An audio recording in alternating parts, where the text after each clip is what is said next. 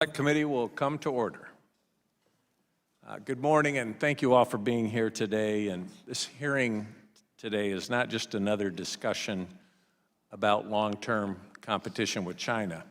This is about a very real, near-term threat and the narrowing window we have to prevent a catastrophic conflict in the Indo-Pacific. Sometimes this is referred to as the 2027 Davidson window, after former Indo-PACOM Commander Admiral Phil Davidson. But while Admiral Davidson did warn us about Xi Jinping's ambitions this decade, 2027 is not an American date, but a Chinese one. Xi has ordered the People's Liberation Army to be ready to take Taiwan by force by 2027. Xi's directive is backed by the largest military buildup since World War II on land, at sea, in the skies, in space, and across cyberspace. And that date, 2027, also marks the end of this Congress. That means that the 119th Congress may be the last full legislative session with a chance to alter Xi's calculus. We cannot delay. We must close critical gaps now. Weapon stockpiles, forward posture, contested logistics, cyber defenses, and Taiwan's readiness. Every decision we make on defense spending, arms deliveries, posture planning must be driven by that urgency. Because deterrence delayed is deterrence denied. We have a great group today to deliver this critical message and discuss our plan and our path forward to deter the Chinese Communist Party's catastrophic ambitions. So today, I'll be asking tough, necessary questions every member of Congress should be thinking about. What does China's military buildup really tell us about its intent? How do we help Taiwan turn its strategy into reality and actually get U.S. systems delivered on time? What are the most urgent gaps in U.S. force posture and capabilities, especially across the First Island chain? What cyber threats could blind or cripple our response before a shot is even fired? And what steps can we take now with our allies and partners to build multilateral deterrence that Xi can't ignore? Let me close with this. We are not seeking war. We are trying to prevent one. And prevention only works if Xi believes that the cost of aggression is too high to bear. That requires action, serious enough, visible enough, and fast enough to shift the risk calculation in Beijing. That's the work ahead. This hearing is part of that, and I thank our witnesses for helping us to get it right. So let's begin. I now recognize Ranking Member Raja Krishnamurthy for his opening statement. Raja? Thank you, Mr. Chair, and thank you for convening this important hearing on this critical topic, the deep ties between Taiwan and the U.S. and the CCP's growing threat to Taiwan and, by extension, America and the world. But first, there's a problem we need to address, Mr. Chairman. Americans don't know much about Taiwan. Take this scene from the latest season of the hit HBO series White Lotus, which takes place in Thailand, but one of the leads, Victoria, confuses it for somewhere else. We're here to check out this meditation center because I'm gonna live there for at least the next year. You want to live in Taiwan? At least she confuses Thailand for Taiwan, not China. But Victoria is not alone in her geographic illiteracy. 3 years ago, I had the privilege of visiting Taiwan for my first time with then Speaker Pelosi. After the trip, this poll by Morning Consult was taken asking Americans if they could find Taiwan on a map. It turns out that only 34% of Americans can correctly identify Taiwan, which is that green dot on the map. A lot of people thought Taiwan was in other places, where these yellow dots indicate even up in the Arctic Circle in Russia. This hearing is important for many reasons. not necessarily to teach geography, but as an opportunity to clearly explain to Americans why Taiwan is so important. First, I want to talk about values. When I've been to Taiwan, I've been bowled over by how amazingly vibrant Taiwan's democracy is. Let me show you this scene here. This is the celebration in Taiwan after President William Lai was inaugurated last May. Now, Mr. Chair, you and I were in Taiwan right before this particular celebration, and I'm upset that we missed the party with street dancers, tiger costumes, and that big blue horse. In contrast, this was the CCP's recent celebration of Xi Jinping getting an unelected third term, setting up to be dictator for life. So here you have the contrast. On one side of the strait, you have a one-party dictatorship, and on the other side is Taiwan, a democracy doing everything it can to make sure that, in the words of one great Illinoisan, government of the people, by the people, and for the people does not perish from the earth. This brings me to my second point, which is about the economy. A lot of Americans may not appreciate just how essential Taiwan is for our own prosperity in America. Taiwan is America's 7th largest trading partner, and it is a huge, huge market for U.S. exports. Take my home state of Illinois, for example. Taiwan, believe it or not, is the 2nd largest importer of Illinois corn and the 3rd largest importer of Illinois soybeans. Soybeans, Dusty. Taiwan is also a major investor. Since 2022, Taiwan's investment in America has skyrocketed, surging from $1 billion in 2022 to $14 billion just 2 years later in 2024. This includes the first installment of $165 billion in investment that one Taiwan semiconductor company alone is going to make, namely TSMC. This brings me to my final point. Before Taiwan's election last year, the CCP said that the results would mean, quote, peace or war. I showed you how Taiwan celebrated its successful democratic election, but the PLA responded just a little differently, practicing a blockade and a missile attack on Taiwan. This is a clip courtesy of Chinese state television.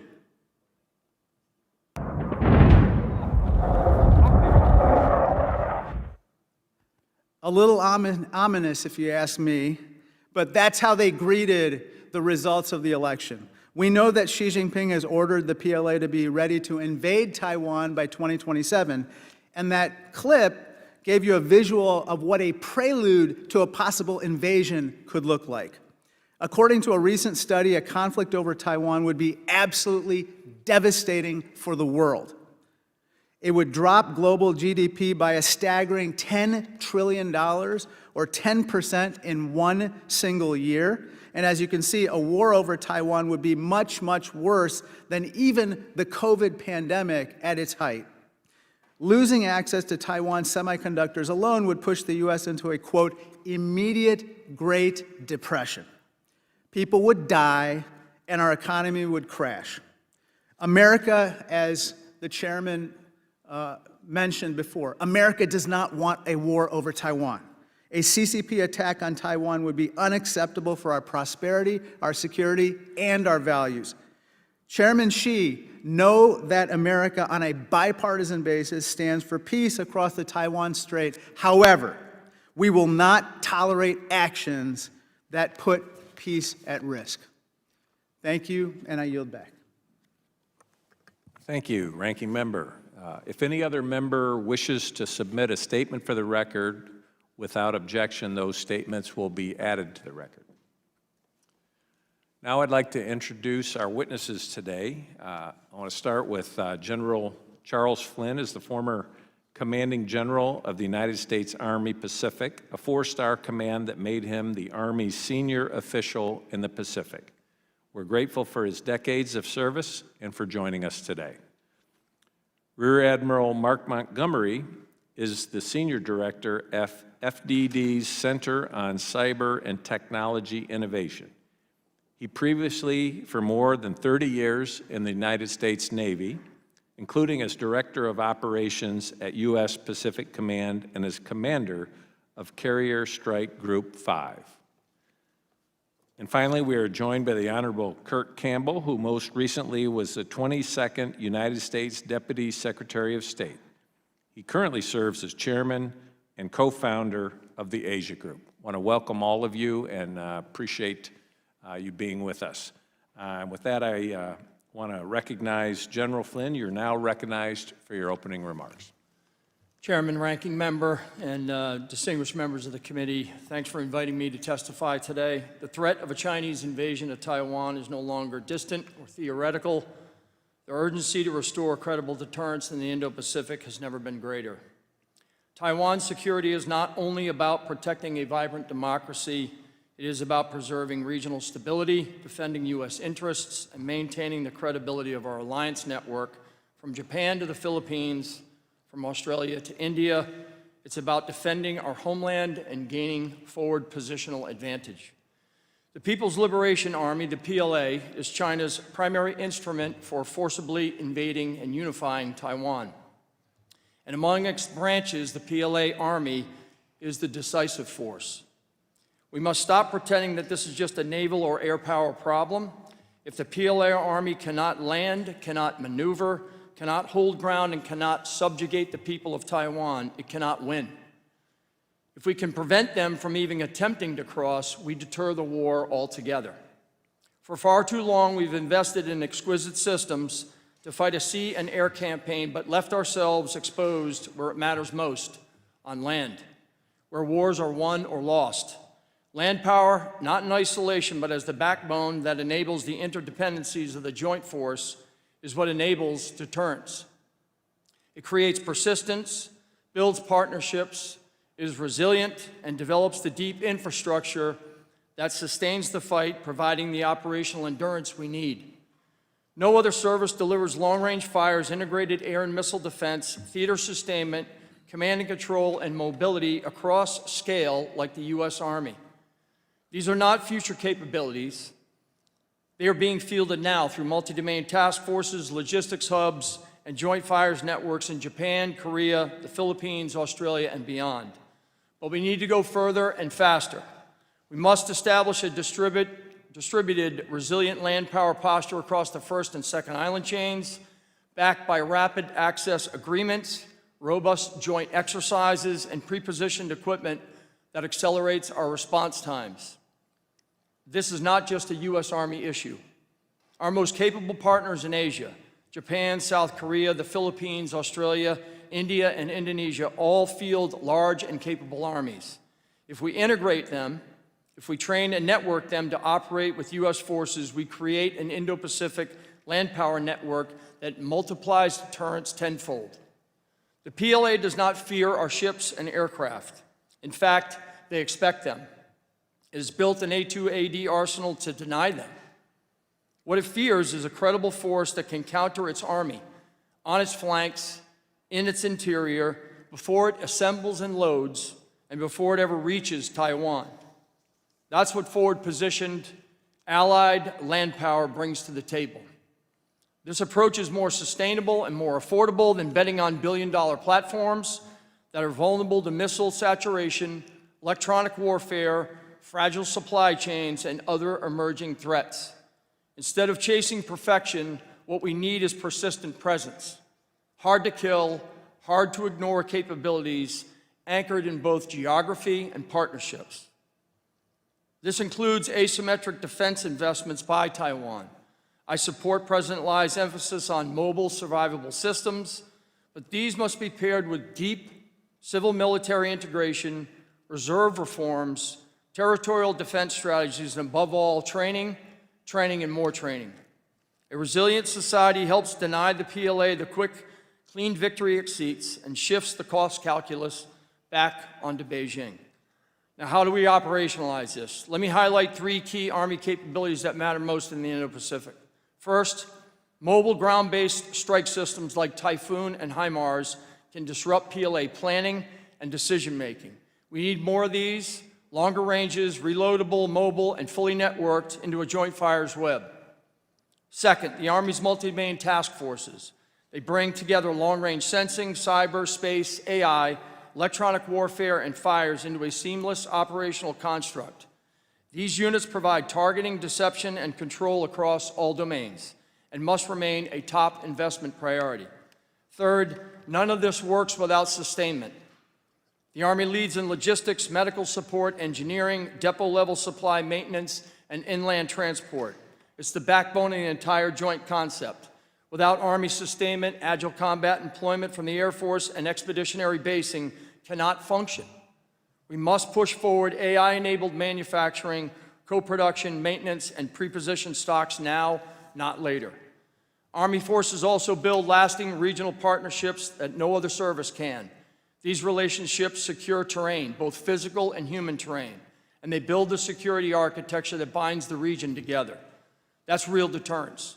So I'm going to urge this committee to consider a strategic realignment, expand joint campaigning with Army-led partners, invest in long-range precision fires, integrated air and missile defense, AI, EW, resilient networks and theater logistics, build and strengthen the land power coalition that already wants to work with us, and recognize the PLA Army as the decisive threat vector for Taiwan.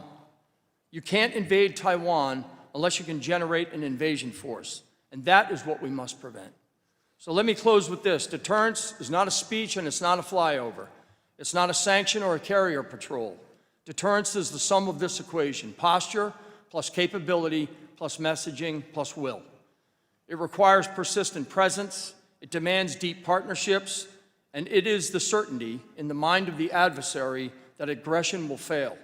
We still have time to prevent war, and we must, but time is not on our side. A focused land power strategy integrated with our allies and synchronized across the joint force is how we deny the PLA its objective: preserve peace in the Indo-Pacific. Thank you, Chairman and members. I look forward to your questions. Thank you, General. Admiral Montgomery, please proceed. Thank you, Chairman Monar, Ranking Member Krishnamurthy, and distinguished members of the committee. This hearing today, I think, is really well timed.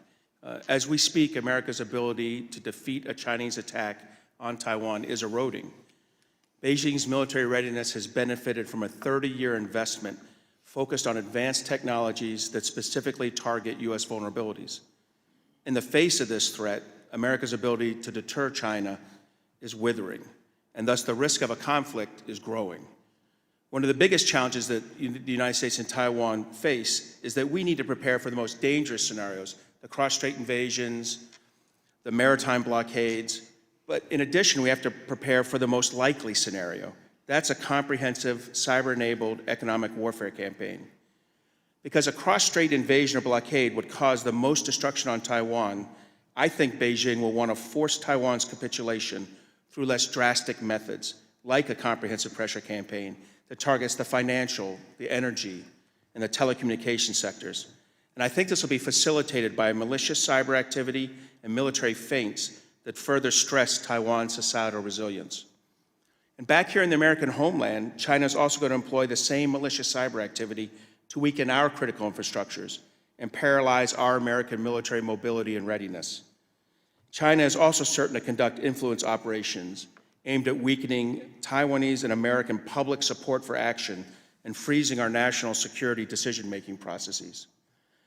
But as tough as things may look, continued congressional action can reverse these dangerous trends. My written testimony identified 20 recommendations across 2 broad lines of effort that Taiwan and America can take.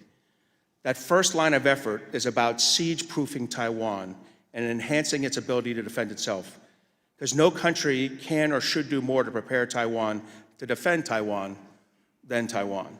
To confront the most dangerous scenarios, Taiwan has to properly resource its military forces. That means Taiwan needs to spend 3% of their GDP on defense this year, and they need to increase defense spending to 5% of GDP by 2028. And this money should be used to build both counter-intervention ground forces to oppose that cross-strait invasion, as well as fund air and naval capabilities to oppose a blockade. Deterrence will only work if Taiwan credibly prepares for both of these most dangerous scenarios. But organizing and equipping Taiwan's forces will also require the United States to be a better, more effective partner. The stories of egregious foreign military sales delays are not anecdotal. They're persistent. And alongside that foreign military sales, the U.S. should maximize its military assistance to Taiwan through FMF, Presidential Drawdown Authorities, and Congress's new Taiwan Security Cooperation Initiative. Taiwan is too small to handle the Chinese challenge alone. We should also pre-position munitions in Taiwan by establishing a stockpile program similar to the ones that we have in Israel and Korea. And we should expand our joint training and exercise programs. And I'd start by growing the joint training team developed by General Flynn out to about 1,000 people. Alongside this military-oriented preparation, Taiwan also has to prepare for that most likely scenario, a cyber and economic campaign designed to break Taiwan's societal resilience and force Taipei to bend the knee without a damaging ground war. The second line of effort is about us, protecting America's ability to respond to and win a war in the Western Pacific. China is pre-positioning disruptive and destructive cyber capabilities in U.S. critical infrastructures. They're also developing cruise, ballistic, and hypersonic missiles that can impact the U.S. homeland. Beijing wants to disrupt America's ability to fight, and we must not let that happen. In the cyber realm, the United States needs to improve the security of our rail, aviation, and port sectors to ensure that we can reliably move forces from forts to ports. Congress should investigate using the National Guard to conduct some of this defense of America's critical assets. Similarly, we need to build our societal resilience against Chinese malign influence. Last year, Congress wisely took a critical step by requiring the sale of TikTok. Any White House effort to save TikTok must ensure ByteDance is divested of its control over the TikTok algorithm. In missile defense, the Golden Dome effort could be a great first step if it focuses on a long-term, space-based approach to defending the homeland. And we need to double down on America's investments in hypersonic defense. At this moment, we have no answer to Chinese maneuvering hypersonic missiles. Finally, we need to create an independent cyber service in order to maximize cyber force generation and allow U.S. Cyber Command to compete with China's exploding cyber capabilities. Thanks for the opportunity to testify. I look forward to your questions. Thank you very much, Admiral. Dr. Campbell, the floor is yours. Thank you, Chairman. Thank you, Ranking Member. Let me commend this committee for the manner in which you've undertaken your business. It's been bipartisan in an environment that there's scarcely very much cooperation. The work that you've done has been path-breaking and informed our work over the last several years, and it continues today. And I want to just suggest to you that it is a model of how we should undertake our work. It is also the case, first of all, I'm grateful to be joined with such wonderful patriots who've devoted so much of their careers not only to the maintenance of peace and stability in the Western Pacific, but also to American power in the Indo-Pacific. I will say that this peace and stability which we enjoy across the Taiwan Strait is largely a result of legislative action. This is the example of legislative leadership, beginning with the 1979 Taiwan Relations Act, continuing with the work subsequently, enhancing Taiwan's defense capabilities, ensuring that both parties remain vigilant to the threats and the challenges, and that we stand firm behind Taiwan. So that needs to continue. I think it's critical and vital. Second point, just very quickly, the ranking member described Taiwan. The truth is this is an enormous achievement by the Taiwanese people, but we should take some credit for that. What Taiwan has achieved technologically, democratically, the resilience of their society. To be honest, I can remember visiting several years ago during a very difficult election period thinking, oh my gosh, look at the challenges that they're facing. Their democracy in many respects is more resilient than our own. This is a remarkable achievement. They are a partner with us in so many different ways, and this should be commended and embraced. Third thing, just to underscore, for decades, it was only the United States that was recognizing and supporting Taiwan's importance. But over the course of the last several years, something remarkable has happened. Many of our allies and partners are joining with us in engaging Taiwan, and they are speaking out publicly that they too have an interest in the maintenance and peace and stability across the Taiwan Strait. Now, the gentleman sitting next to me can tell you all the important elements of deterrence on the military side. But I will also tell you Beijing takes notice in how other countries respond. And the fact that we've gone from one or two countries talking about the importance to Taiwan to absolutely dozens now is an enormous achievement, not only of this body, but the United States, and that should continue. Fourth, just quickly on capabilities. You've heard a lot about what needs to be done with respect to the indigenous military and defensive capabilities to Taiwan. I stand with the gentleman here on those issues. I would differ slightly with the general. I believe that this is a naval theater, but that's probably sort of an intramural thing that we can get to. I'll talk to you mostly what I think is as important as anything else. The Taiwan Relations Act insists that we maintain the capabilities to maintain peace and stability, to respond to challenges in the Western Pacific. And I do fundamentally agree with my colleagues that we need to do more about our own capabilities. And I'll just, from my own experience over the past 30 years working on these issues, I'll just tell you where I think the big issues are focused. First of all, I do not believe we can take this challenge on by ourselves.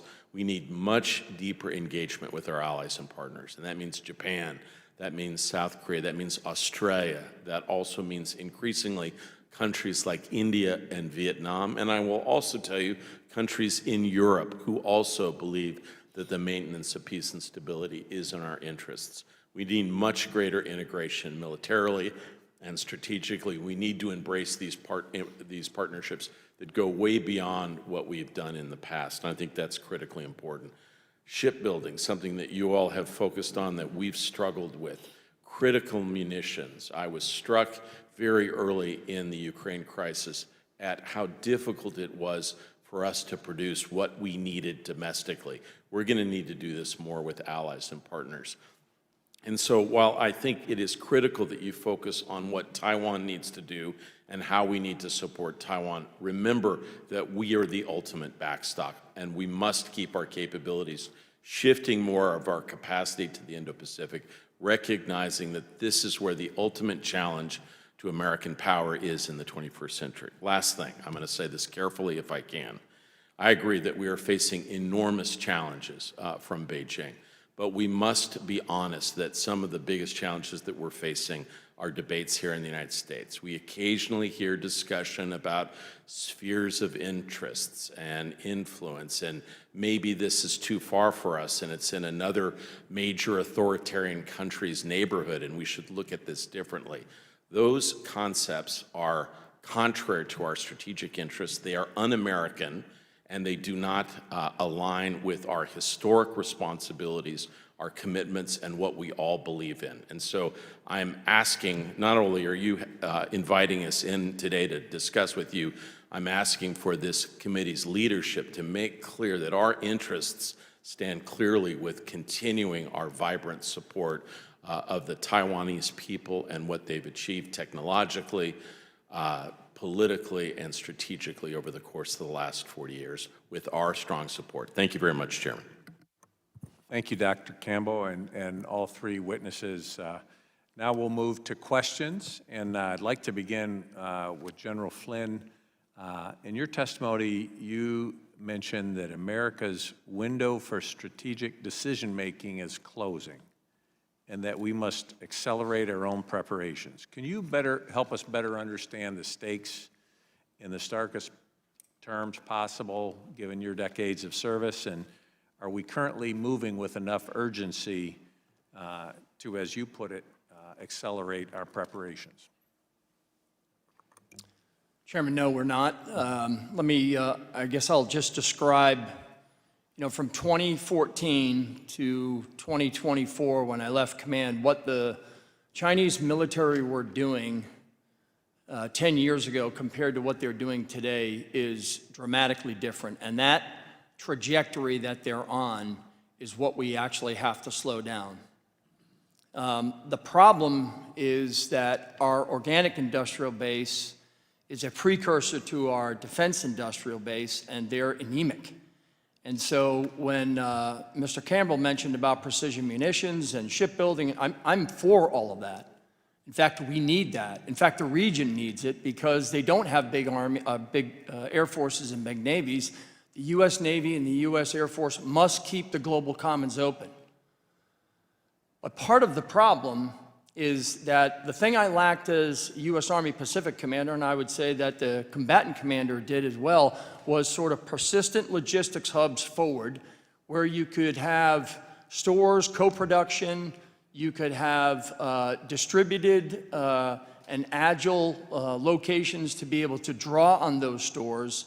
And of course, this requires a really important dance between the Department of State and the Department of Defense to have those locations open and available, although we have things available today.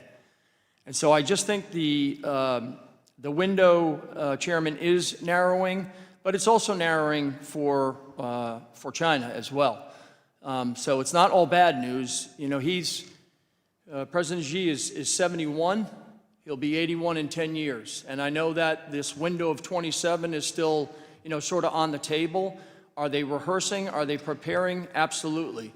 But I also think that we're in a very good position to be able to counter them because we have this advantage, and that advantage is the partnerships of the allies and partners in the region. So when we can bring them together as a counterweight to the thing that they try to fragment and fracture every day is our network of allies and partners. So in summary, what I would say is our organic industrial base and defense industrial base, we need your help to get those things moving much faster. But that's not going to get us out of the problem because China is still moving with great speed. Therefore, we have to put capabilities forward, gain positional advantage forward in the region, and we have to do that with our allies and partners, the thing that we enjoy most. And I'll make the point, on the ground where people live, out in these countries, out in these districts, out in these various interior lands in the country, that's where Army forces, along with special operations, along with Marines, along with the sizable armies that are in this region. I mean, one statistic that I want to put on the table right now, the Philippines is 7,500 islands. It's an archipelagic nation. 70% of its military is its army. They have more divisions than the U.S. Army does. They turn to their armies, they turn to their land powers to be able to protect their territorial integrity and protect their national sovereignty. And what I'm saying is if we match up with them, we're going to be in a much different place in terms of assurance and deterrence because those things are going to have to happen on the ground. And back to the organic industrial base, the more we bring systems forward, the more that they become closer by way of interoperability. I just read yesterday that the Taiwanese did their first live fire with HIMARS. They just bought 29 HIMARS. And you all know where we're going with HIMARS. I had that comment in my opening. That is an incredibly important system. The Japanese, the Philippines are each buying long-range anti-ship missiles. So the point being that that's the connection between technology, the organic and defense industrial base, and the work that we actually have to do on the ground to have hard power forward. Thank you. Thank you. And just quickly, Admiral Montgomery, you talked a little bit about cyber and resilience for our cyber security. What 2 or 3 things could we be doing to help with that? So the most important thing for us is to get our rail, aviation, and port systems secure. And the way we do that is through legislation. And that legislation will need to address, and appropriations, it'll need to address the sector risk management agencies. That's U.S. Coast Guard, Transportation Security Agency, and FAA. These are not normally what you think about in a war with China, but they're going to be the front line in the war with China. They have to be properly resourced in order to build the partnerships with the critical infrastructures. And the other problem we have is these ports, rail systems, and aviation, we're not talking about, these are county executive, county and state-run authorities. They don't have 2 wood nickels to rub together. They're going to need access to grant programs to fix the problems. As long as they do an assessment according to a government standard, find that flaw and fix it. But the government's going to have to get involved in this because the military needs these systems to function so that we can get, as I said, from the forts to the ports and overseas. Thank you. Now I recognize Ranking Member Krishnamurthy. Thank you, Mr. Chair. I think people in my district and across the country are a little bit on edge economically today. They're worried about access to Social Security, Medicare, Medicaid. They're also worried about rising costs and a potential recession. But Secretary Campbell, I feel that U.S. economic ties with Taiwan are one of the few bright spots in an otherwise economically uncertain world. Wouldn't you agree with that? Very much so. And I would just underscore, as you yourself mentioned, what Taiwan provides to us technologically is unique globally. They are the most important ingredient in the global economy with respect to TSMC. But unlike other countries that would hoard those capabilities, as you well understand, they are building fabs now as we speak in the United States to help with that supply. They are really an outstanding partner. I think they believe fundamentally in the partnership with the United States. I completely agree that their role in the global economy should not be underestimated. Let me show this graph. It shows the remarkable increase in Taiwan's investment in America in recent years, which, as I mentioned before, spiked to $14 billion last year, but this is just the beginning. Apparently, the numbers are going to skyrocket, mostly helping my colleague Greg Stanton in Arizona, but basically, they just announced $100 billion in further investments, TSMC did, in the U.S., which will allow us to produce 30% of the world's most advanced semiconductors shortly. Let me turn to my next topic.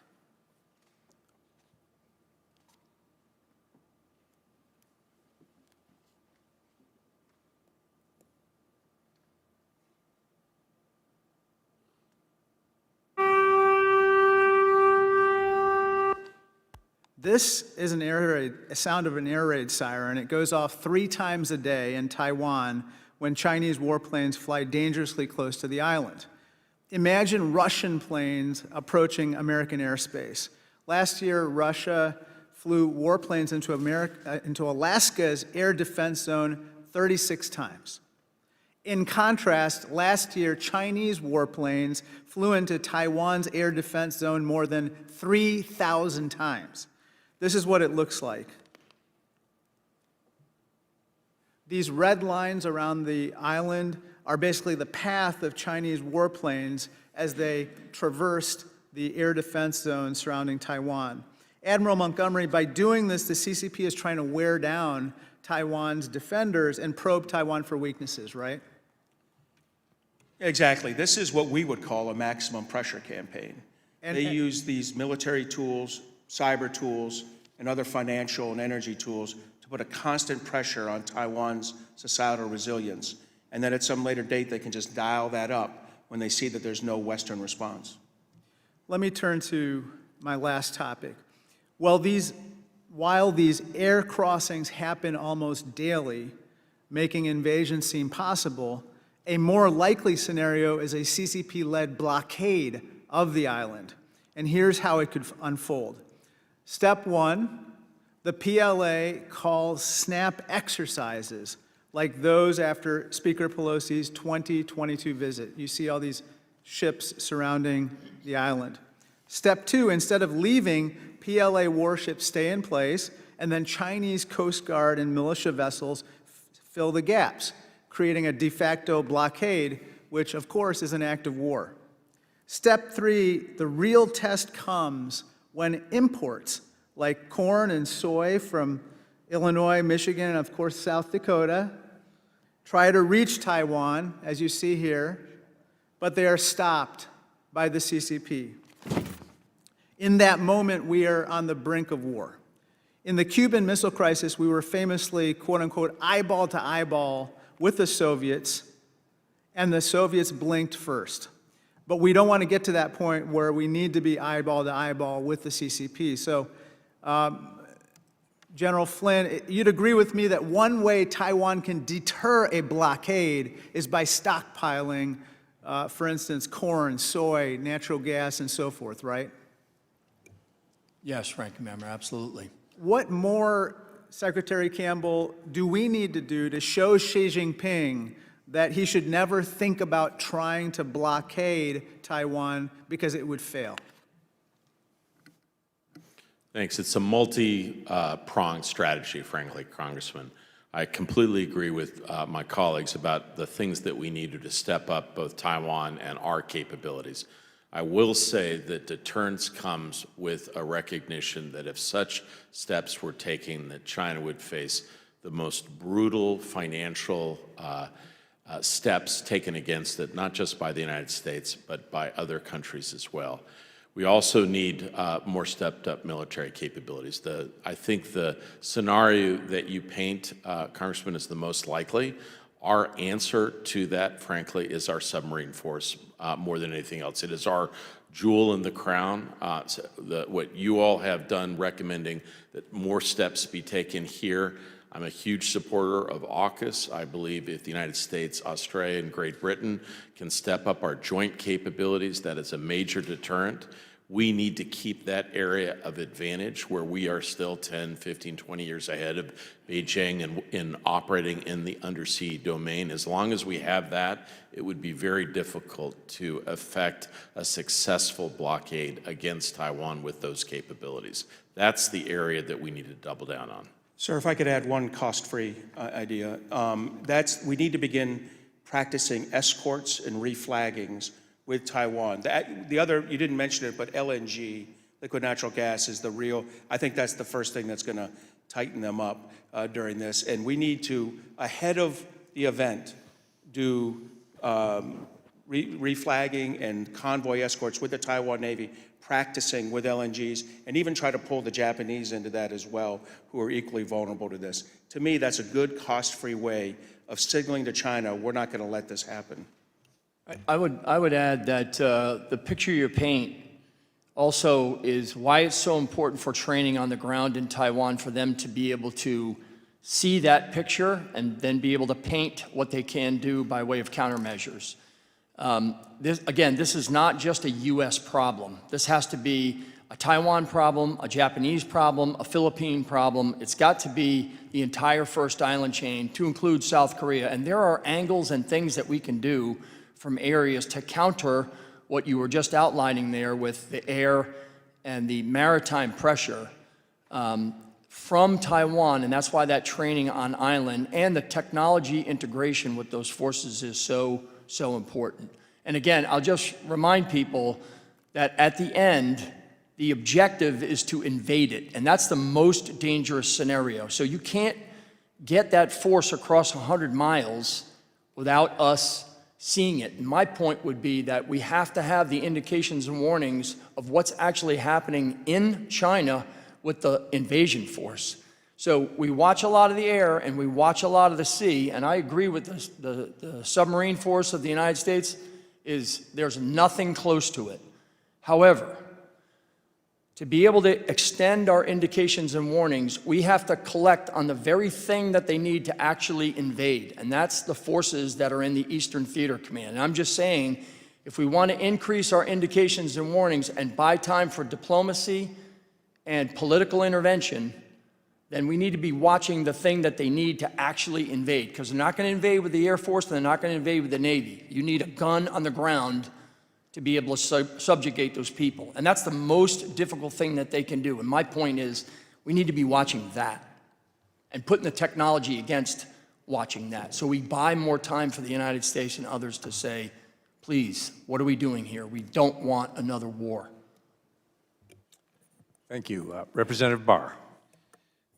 Thank you, Mr. Chairman. And General Flynn, you do make a powerful case for land power and collecting intel on the invasion force in advance as part of enhancing deterrence in the Indo-Pacific. I'm particularly interested in your testimony and the operations to place systems like Typhoon and HIMARS to deter PLA planning, deployment in the Philippines, shifting the Chinese calculus. I've read about the bellicose response from Beijing related to deployment of these systems in the theater. So we've got them rattled on that. That's a piece of deterrence. I am curious to know your thoughts on cooperation from our partners in the Philippines and Japan on pre-positioning those assets at the EDCA sites in Japan, in the Philippines, and then given, I know we were just in Tokyo, the bipartisan group, their cooperation is spectacular, but with the potential relocation of the Marines from Okinawa to Guam, what is the cooperation we on these systems in the south of Japan and in the Philippines? Thanks, sir. Let me start in the Philippines. First of all, the benefit of having 9 EDCA sites is exponential. And I'll use another example. In Aguila Harbor in Subic Bay, we lease 3 million square feet of warehouses. And so we were trying to establish a joint theater logistics center there to be able to have commodities that we could use often.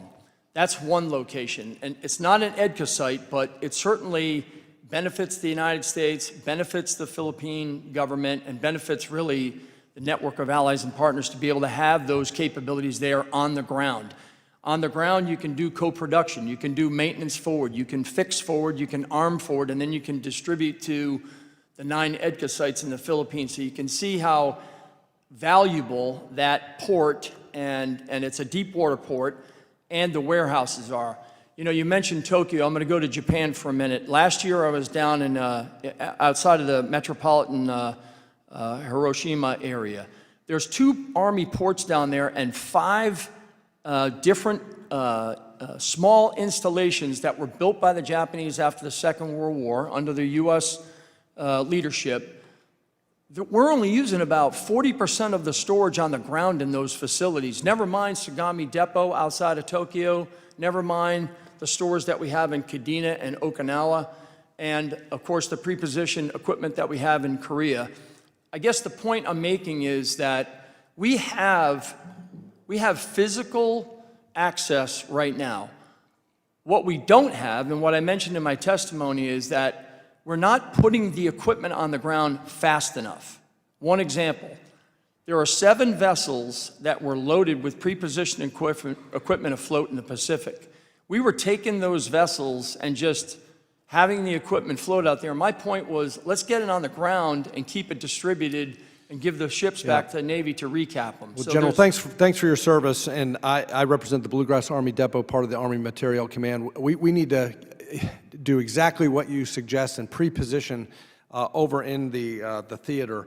Let me ask a quick question to Deputy Secretary Campbell. Strategic ambiguity. This has been a diplomatic debate.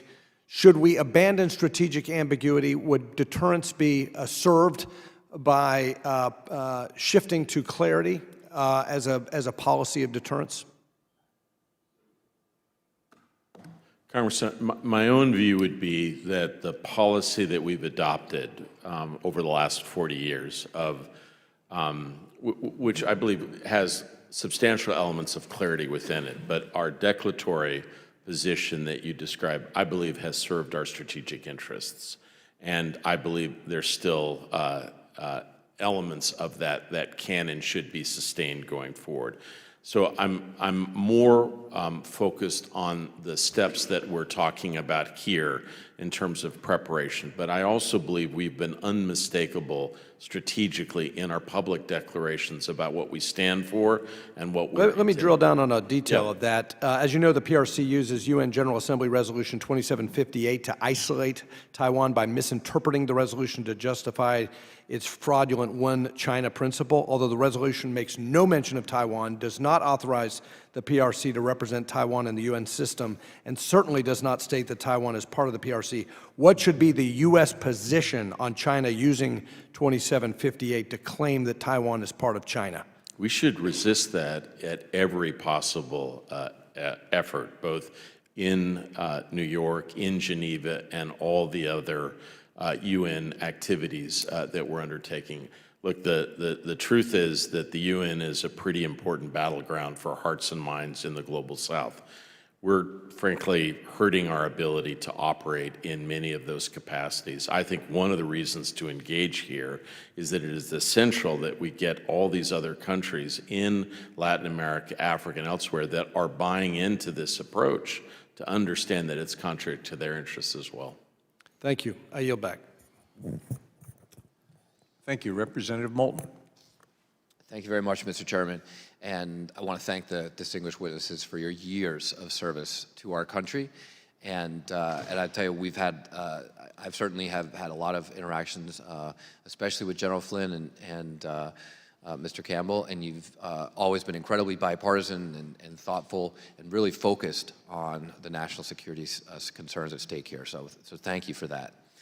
The ranking member is right that many Americans don't know where Taiwan is. But what's most dangerous is how many don't understand why Taiwan is so important. Don't understand how many chips they carry with them every day that can only be produced on this tiny island. Now, sitting on the Armed Services Committee and the China Committee, I can tell you I am confident that if Xi Jinping and the Chinese Communist Party do what they have promised to do and try to take over this island, try to start this war, we will win it. We will defeat them. But hundreds of thousands will die. We could lose the satellites that enable GPS, so no more Google Maps to get home. And it would be a horrific worldwide economic calamity. So the point is that we have to succeed at deterrence. Now, General Flynn, you said that deterrence is the sum of posture, capability, messaging, and will. I would posit that you can win without posture. Armies have won throughout history without the best capability, and we don't often have the right messaging. But my concern is will. I don't think it's helpful to have a president equivocate on whether we would defend Taiwan as President Trump has. Given where we are today, how do we ensure that Xi Jinping and the Chinese Communist Party understand America and Taiwan's will to fight? Sir, I think this is why we have to have positional advantage forward. There's no substitute for hard power being forward. And as cited earlier, the Typhoon system and others that are in the Philippines, they get the attention of President Xi. That's a good answer. And I think what we're trying to do is sow doubt and feed paranoia there because they did not calculate for those systems being brought in there. Admiral Montgomery, what do you think? Sorry, we don't show on time. I agree with your assumption that your presumption that we need to deter them. What I would say is that I do think that the real deterrence is us in Taiwan becoming more integrated. I don't share General Flynn's optimism about Japan, Philippines, Australia actually contributing. They may give us access during combat. I'm not sure they can contribute. The one country I know will contribute to the defense of Taiwan is Taiwan. And currently, our military coordination our military interoperability is down at the deconflicted level, the lowest level. We have to raise it to coordinated, integrated, and eventually unified. And this normally takes 10 to 15 years. That's we need very to helpful. do this in the next 2 to 3. Thank you, Secretary Campbell. Frankly, I'm much more optimistic about the role of our allies. I've seen over years countries like Japan, Australia, South Korea, even. Okay, but how do we reinforce this will? Are you talking about the will domestically? Yes. Frankly, hearings like this, we need much more discussion.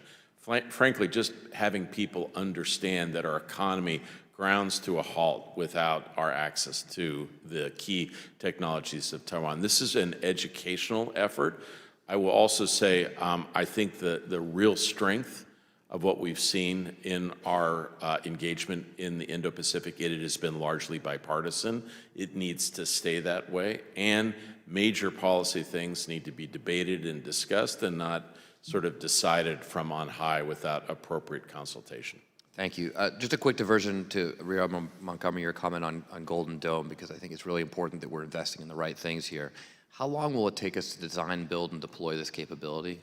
Look, if we do it right, we're going for the long term. The worst thing we can do right now is go by. It's been estimated 15 years. How long do you think it will take our adversaries to I think to get around? a space-based system is now 5 to 8 years away, and they would be both search and tracking. If one of our adversaries is willing to launch a massive attack against us, which this system is designed to stop, thousands of intercontinental ballistic missiles, don't you think they'd be willing to detonate just a single missile to take out every LEO satellite, to take out that defense system?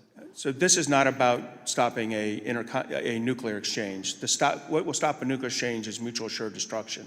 What we need Golden Dome for is the hypersonic missiles, cruise missiles, and conventionally armed ballistic missiles that China and Russia are now building. What you just said, I think, is incredibly important, and it's lost on a lot of people in understanding Golden Dome. So thank you for that, Mr. Chairman. Thank you. I yield back. Thank you. Representative Dunn. Thank you very much, Mr. Chairman. I want to thank the witnesses as well for the testimony today. And let me just say, Mr. Chairman, you've put together an incredibly distinguished panel this morning. It's a real pleasure to drag myself out of bed just for a chance to talk to these gentlemen. It's incumbent upon us in Congress to decisively put a stop to the PRC's plans to forcefully annex Taiwan. Taiwan is our strategic partner, shares similar commitment to democratic values, and we cannot allow the PRC to continue to run amok, bullying and jeopardizing the security of our allies throughout the world. To accomplish this, we have to optimize and revitalize America's defense industrial base and the defense workforce to maintain competitive military readiness. And America has to close the gap in defense production capacity. Otherwise, our enemies, China, Iran, and Russia, will continue to threaten our allies throughout the world. As policymakers, we must continue efforts to establish comprehensive security strategy that prioritizes a ready military posture. And I'm a member of the NATO Parliamentary Assembly. I'll present a report on the need for defense industrial base shifts in America, Canada, and in Europe at the upcoming NATO PA Summit next week in Dayton, Ohio. The U.S. has to lead these global efforts, I think, including in cyber deterrence, strengthening partnerships, and I mean beyond the Five Eyes intelligence alliance to build collective defensive alliances. We've heard through our previous work in this committee that the PRC will stop at nothing to control, dominate, and exacerbate any and every vulnerability to carve out a strategic advantage for itself, and it remains critical that we establish comprehensive security strategy to respond to that, and I look forward to continuing this work with my colleagues and with our allies. And let me say, I think this panel exemplifies the American commitment to that goal. General Flynn, good to see you again, sir. First, could you talk about the critical infrastructure challenges in the Indo-Pacific and how they impact the military's ability to operate throughout the region? Admiral Montgomery mentioned, I'll just refer to them as power projection platforms. They're vulnerable. They're vulnerable to cyber attacks and infections, essentially, that are on those networks. I would also say that, as I mentioned in my remarks, because it's tied to the comment you're making, our ability to have the raw materials of steel, aluminum, magnets, batteries, even the microchips, as he held the phone up, Representative Moulton, right? Those come from the rare earth elements that we need. So we're not going to be able to get this organic industrial base back on its feet until we can gain access into those markets and make sure that we have those here. So the combination of our ability to project power is vulnerable from cyber, and then our ability to actually move the power is tied to our organic. Thank you for calling attention to the basics. I mean, it really is blocking and tackling. Sometimes it's not just, high tech. I do want to say also, Admiral Paparo, I'm sure you know, Commander U.S. Indo-PACOM, gave China's armed forces last month high marks for their ability to prevent the U.S. forces from achieving air superiority in the first island chain. Do you think that's true? Yes, I do. Ouch. Hey, can I add to Yes, that? I think Admiral. that's true for the first 2 weeks. Our goal, and maybe only 1 week, our goal, our plan is to roll back Chinese air power. If we can't roll it back in under 7 to 10 days, in my mind, the ground forces that Charlie's been talking about, the Taiwan ground forces, will get overrun by a Chinese lodgment. So I think we really have to get it back pretty rapidly. We have to get it back, but the challenge that we're talking about is getting it back is at what cost? we have work to do. I do want to get to the Honorable Kurt Campbell, the one man who may have spent more time in Indo-Pacific than everybody else in the room put together. It's good to see you again, sir. Could you speak about how investing in our allies, partners, and particularly through infrastructure projects impacts America's competition with China, specifically in Indo-Pacific? Great, thank you, and I very much appreciate the comments that you've made, Congressman. I do want to just underscore one other point that was just made about investment into the United States. If you look over the last 5 years, the countries, by and large, that have dramatically increased their investment in our infrastructure in the United States, enhanced battery projects, semiconductors, just down the list. It's Taiwan, South Korea, largest investor of any country in the world in the United States, Japan, and Australia. So those trends are very positive. That work is well underway. I do want to just point out something that you I think, alluded to, but something that we have to take seriously in this forum. If you ask me, what is the most formidable partnership, militarily, strategically, on the planet today? It's not the United States with any of our allies. It is Russia with China. And the fact is, what China is doing to help Russia on the battlefield in Ukraine is truly concerning. But remember, it's the reverse that's going to affect us as well. Russia has capabilities, hypersonic capabilities, silencing of their submarines, things that they're going to provide to China that are going to provide a real threat to us. And so understanding that this relationship is affecting not only peace and stability in Europe, but in the Indo-Pacific as well. The only thing I would say, look, I understand what we're doing, trying to balance the books on some of our trade engagements. Frankly, I'm more focused on that relationship with Beijing than I am going around and hitting some of our allies really hard. I would be much more focused on seeing what we can do in partnership with them, infrastructure, technology, military. I'm more ambitious and more bullish about what we can do together. I think we've turned a corner with many of these countries who see the threats on the horizon, and frankly, they want to be with the United States, and I want us to be up to that challenge. You've given us sobering thoughts to leave with. I look forward to continuing this conversation. I yield back. Thank you. Representative Takuda. Thank you, Mr. Chair. General Flynn, aloha, good to see you here. So I sit on the Armed Services Committee, so I understand the need to be hawkish in this particular environment, but I have a basic question for the panel. Does China even need to invade Taiwan to achieve its reunification goals? I mean, could they just economically isolate Taiwan as the U.S. imposes and threatens it with 32% tariffs? Could they undermine Taiwan's democracy through intensive disinformation campaigns? We know that China is using generative AI to ramp up their disinformation campaign and conduct what is ultimately, I think, is, you said, General Flynn, psychological warfare that divides Taiwan's people. We also recently shut down the State Department's Foreign Information Manipulation and Interference Hub, which was key for us to coordinate with allies and expose disinformation. We've also eliminated the U.S. Agency for Global Media that was our counter-messaging arm to get at this disinformation.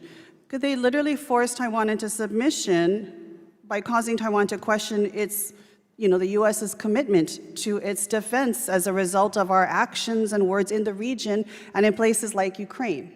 Simply without even firing a bullet, as a result of our action and inaction in this particular case, could China achieve its goal?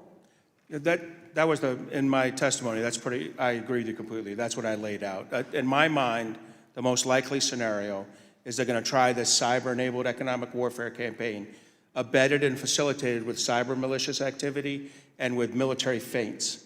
And what they do is just drive the pressure up on Taiwan and try to break their societal resilience.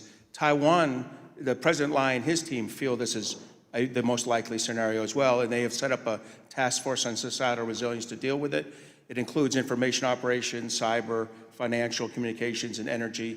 We've run tabletop exercises in Taiwan and with the Senate Foreign Relations Committee looking at exactly this issue. We're happy to run them with you to show you exactly what will happen in an energy-driven, cyber-enabled economic warfare campaign. You're exactly right. If you don't, what I would say is that, yes, However, the threat is very real. So from a military perspective, we have to take the actual military instrument that they have built and what they do with it, and we have to counter that. So the ultimate, the goal would be to subjugate Taiwan without invading. However, we cannot discount the threat that they pose by what they do with their air, maritime, and ground forces, or cyber, space, et cetera. So that has to be countered in a very real way, and that's my position is forward positional advantage gives us hard power forward to deter that. Absolutely. Maybe, Dr. Campbell, if you could elaborate briefly, you mentioned the China-Russia relationship. In this area in particular, are we underestimating that particular bond and their ability to use their joint assets to really come at Taiwan and create this divide? Yeah, at the same time that Russia is deeply and actively engaged in this brutal, illegitimate campaign in Ukraine, they're also increasing their operational dynamics with China in the Western Pacific, operating around Japan, in the Taiwan Strait. You've seen statements from Russia indicating that they would be prepared to potentially participate with China in actions there. Look, I agree, ultimately, we've got to step up our deterrent capability, but I would also say the real challenge that we face, if we have a faltering of our will, if we have statements that somehow, gee, we're not as interested in this, or gee, let's figure out how to get along with Xi Jinping. Ultimately, what that will lead to are questions in Taiwan about the United States, about our role and our commitment. And that's what China wants. That's what China wants, is not to cut a deal with us, but to have us signal somehow that we're waning in our commitment, and they will then use that to go to Taiwan and say, see, your backer has lost its will. That is why the work of this committee is so important. Well, you set me up for my next quick question, because I know I'm running short on time.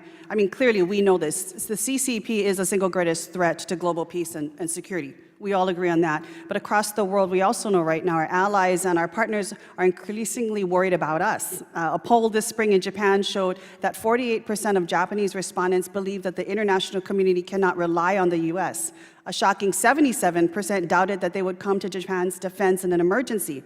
In Taiwan, a poll showed similar trends. Over 57% of Taiwanese respondents felt that the U.S. was no longer dependable, and a Brookings poll showed similar declines in perception and trustworthiness, dependability, and favorability in South Korea towards the United States just in the last few months.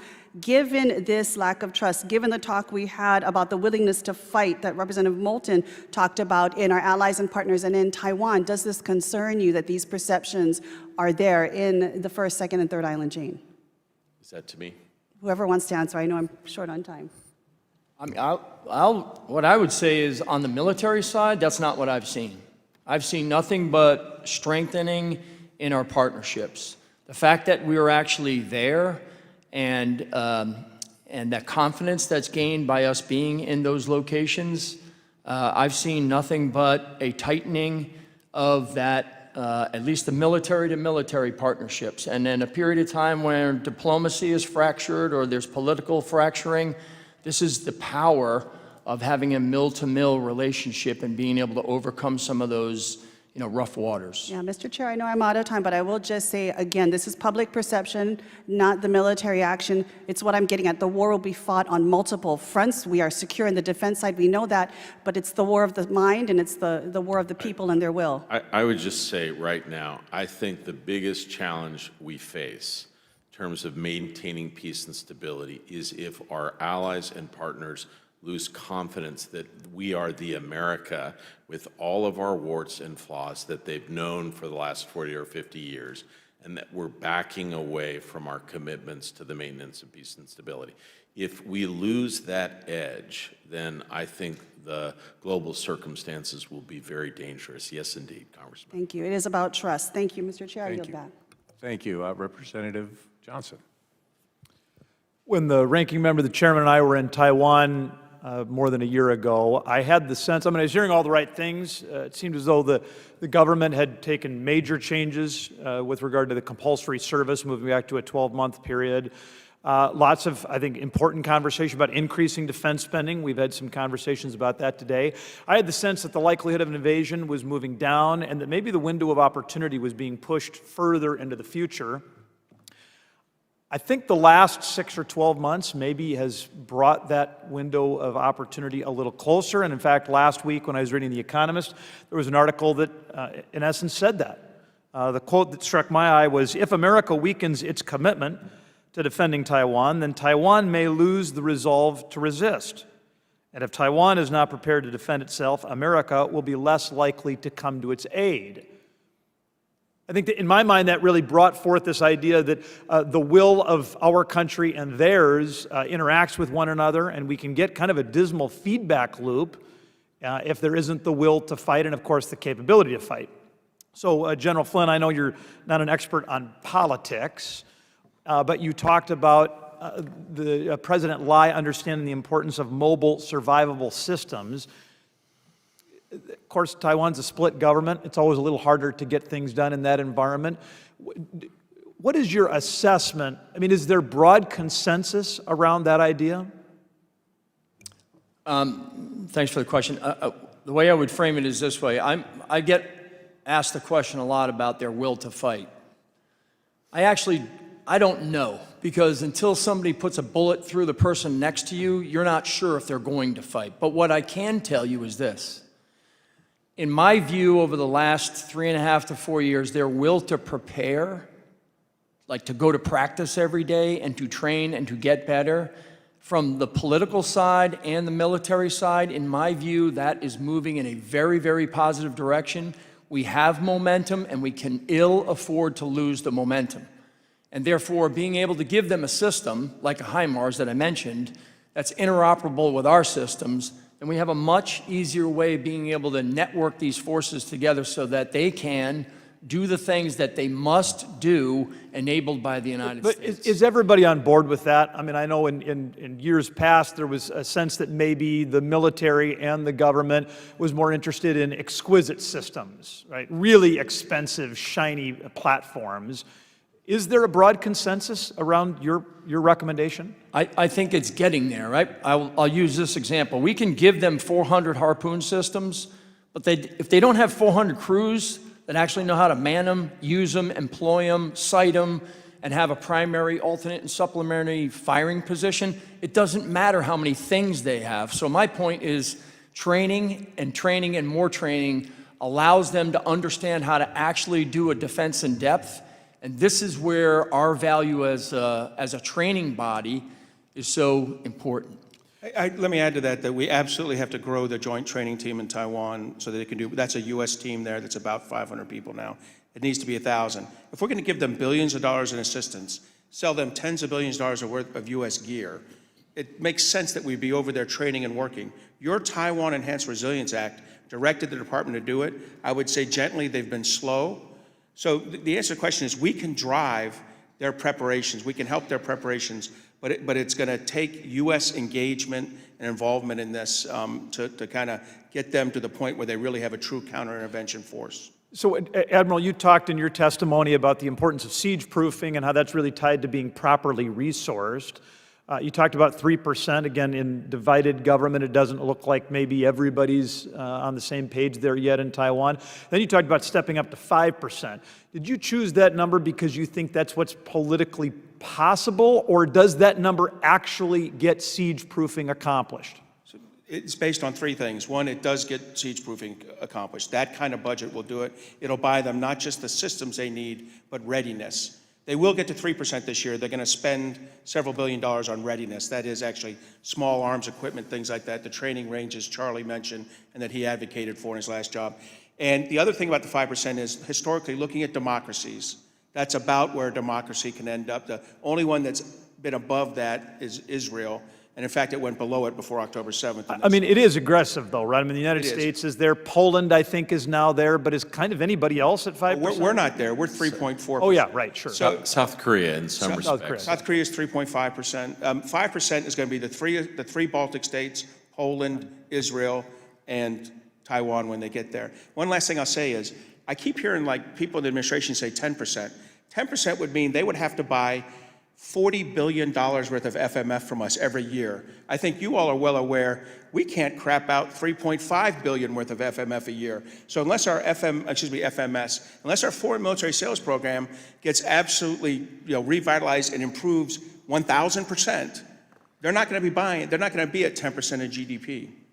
Thank you. I'll add one thing about, so part of that lift in their investment is also, there's some indigenous capability that they need to get up and running right now in Taiwan. So it's not just about bringing stuff in from outside. It's also about them creating the capabilities inside to be able to feed their stocks and stockpiles and stores and have some reproduction and manufacturing capability forward. Representative Brown. Thank you, Chairman Molinar and Ranking Member Krishnamurthy, for holding today's hearing, and thank you to our witnesses for being here today. The topic of today's hearing could not be more timely or consequential. With President Xi Jinping directing the People's Liberation Army, or PLA, to be prepared for a Taiwan contingency by 2027, the window for strategic investment and deterrence is narrowing fast. As a member of this committee and as someone committed to strong federal oversight and forward-thinking technology policy, I want to focus today on how we align policy, posture, and planning to meet this pivotal moment. I represent Ohio's 11th district, where families, workers, and veterans believe in the promise of democracy, the value of peace, and the need for safety. And they deserve to know that their communities and this country are protected, not just from the threats they can see, but from those they may not often think about, threats that advance online and infrastructure or across the Pacific. Today's threats go beyond missiles and military drills. They include cyber attacks, disinformation, and gray zone coercion by the Chinese Communist Party. These efforts are designed to disable our networks, divide our alliances, and destabilize democracies like Taiwan, all without firing a single shot. We've seen what the CCP is capable of in cyberspace. The FBI recently disrupted Chinese state-sponsored malware planted inside American routers and infrastructure. The malware is pre-positioned to disrupt U.S. logistics and communications in a crisis. We cannot afford to ignore that. Our digital defenses must be as strong as our physical ones. At the same time, we've passed $8 billion in new Indo-Pacific security investments. I supported that funding, but money alone isn't enough. We need urgency in implementation. Taiwan still faces a years-long backlog in arms deliveries, and if our own systems remain exposed to cyber attacks, and our deterrences could be derailed before it ever gets started. At its core, this is about defending freedom. Taiwan is a vibrant, self-governing democracy, and the CCP's aggressive posture, military, economic, and digital, isn't just a threat to Taiwan's autonomy. It's a challenge to the idea that free people have the right to choose their own future. That principle is worth standing up for, and that's why today's hearing matters. So, General Flynn, you've spoken about the role of Army forces in the Indo-Pacific. Given growing cyber threats to our logistics and communication systems, how should Congress support efforts to harden military infrastructure and ensure our forces and our allies can operate even under cyber duress? So a couple of ways. First of all, having cyber support teams forward, again, as part of the multi-domain task forces that I mentioned. Each one of these countries also, including Taiwan, they're looking for how to organize their forces to do that, and then also how to, improve their tactics and techniques on how to operate in the cyber domain. Just the simple act of being able to perform forward to be able to do that is incredibly important. And then, of course, being able to share information, intelligence, and some of the nefarious activities that are going on their networks with these countries is incredibly important. And it also shows the value of what we offer them by being able to see a broader landscape of what's actually happening against their vulnerable networks and those vulnerable points with which they are attacking. Thank you. Deputy Secretary Campbell, what more can the United States do either through diplomacy or regional coordination or otherwise to counter cyber-enabled coercion and disinformation from the CCP? And how are we working with allies in the region like Japan, the Philippines, and Taiwan to ensure gray zone attacks result in real consequences? Great. Congresswoman, can I just commend you on focusing on this critical dimension? My colleagues have already mentioned it. The cyber dimension is the area that, frankly, we have not been as attentive to. I think we've doubled down with the support of this committee and others on working on our own defenses. The challenge is that, as you point out, some of the areas where we are most vulnerable requires a partnership between, frankly, the U.S. government and private entities. Some of that work is, frankly, yet to be done. It is also the case that some of our closest allies face similar cyber challenges from the PRC and other actors. We've increased our ability to work with those countries. I think we've been able to address some of the challenges, rebuild systems with greater resilience in them. But at the same time, I would just have to say that this is a work that is barely in progress, that needs much more effort over time, and you're absolutely correct. We can take all of the steps that we're discussing here, but a few flips of a few switches in a couple of places in Beijing can basically disable some of the things, the critical infrastructure in the United States, which is frankly essential to our ability to respond.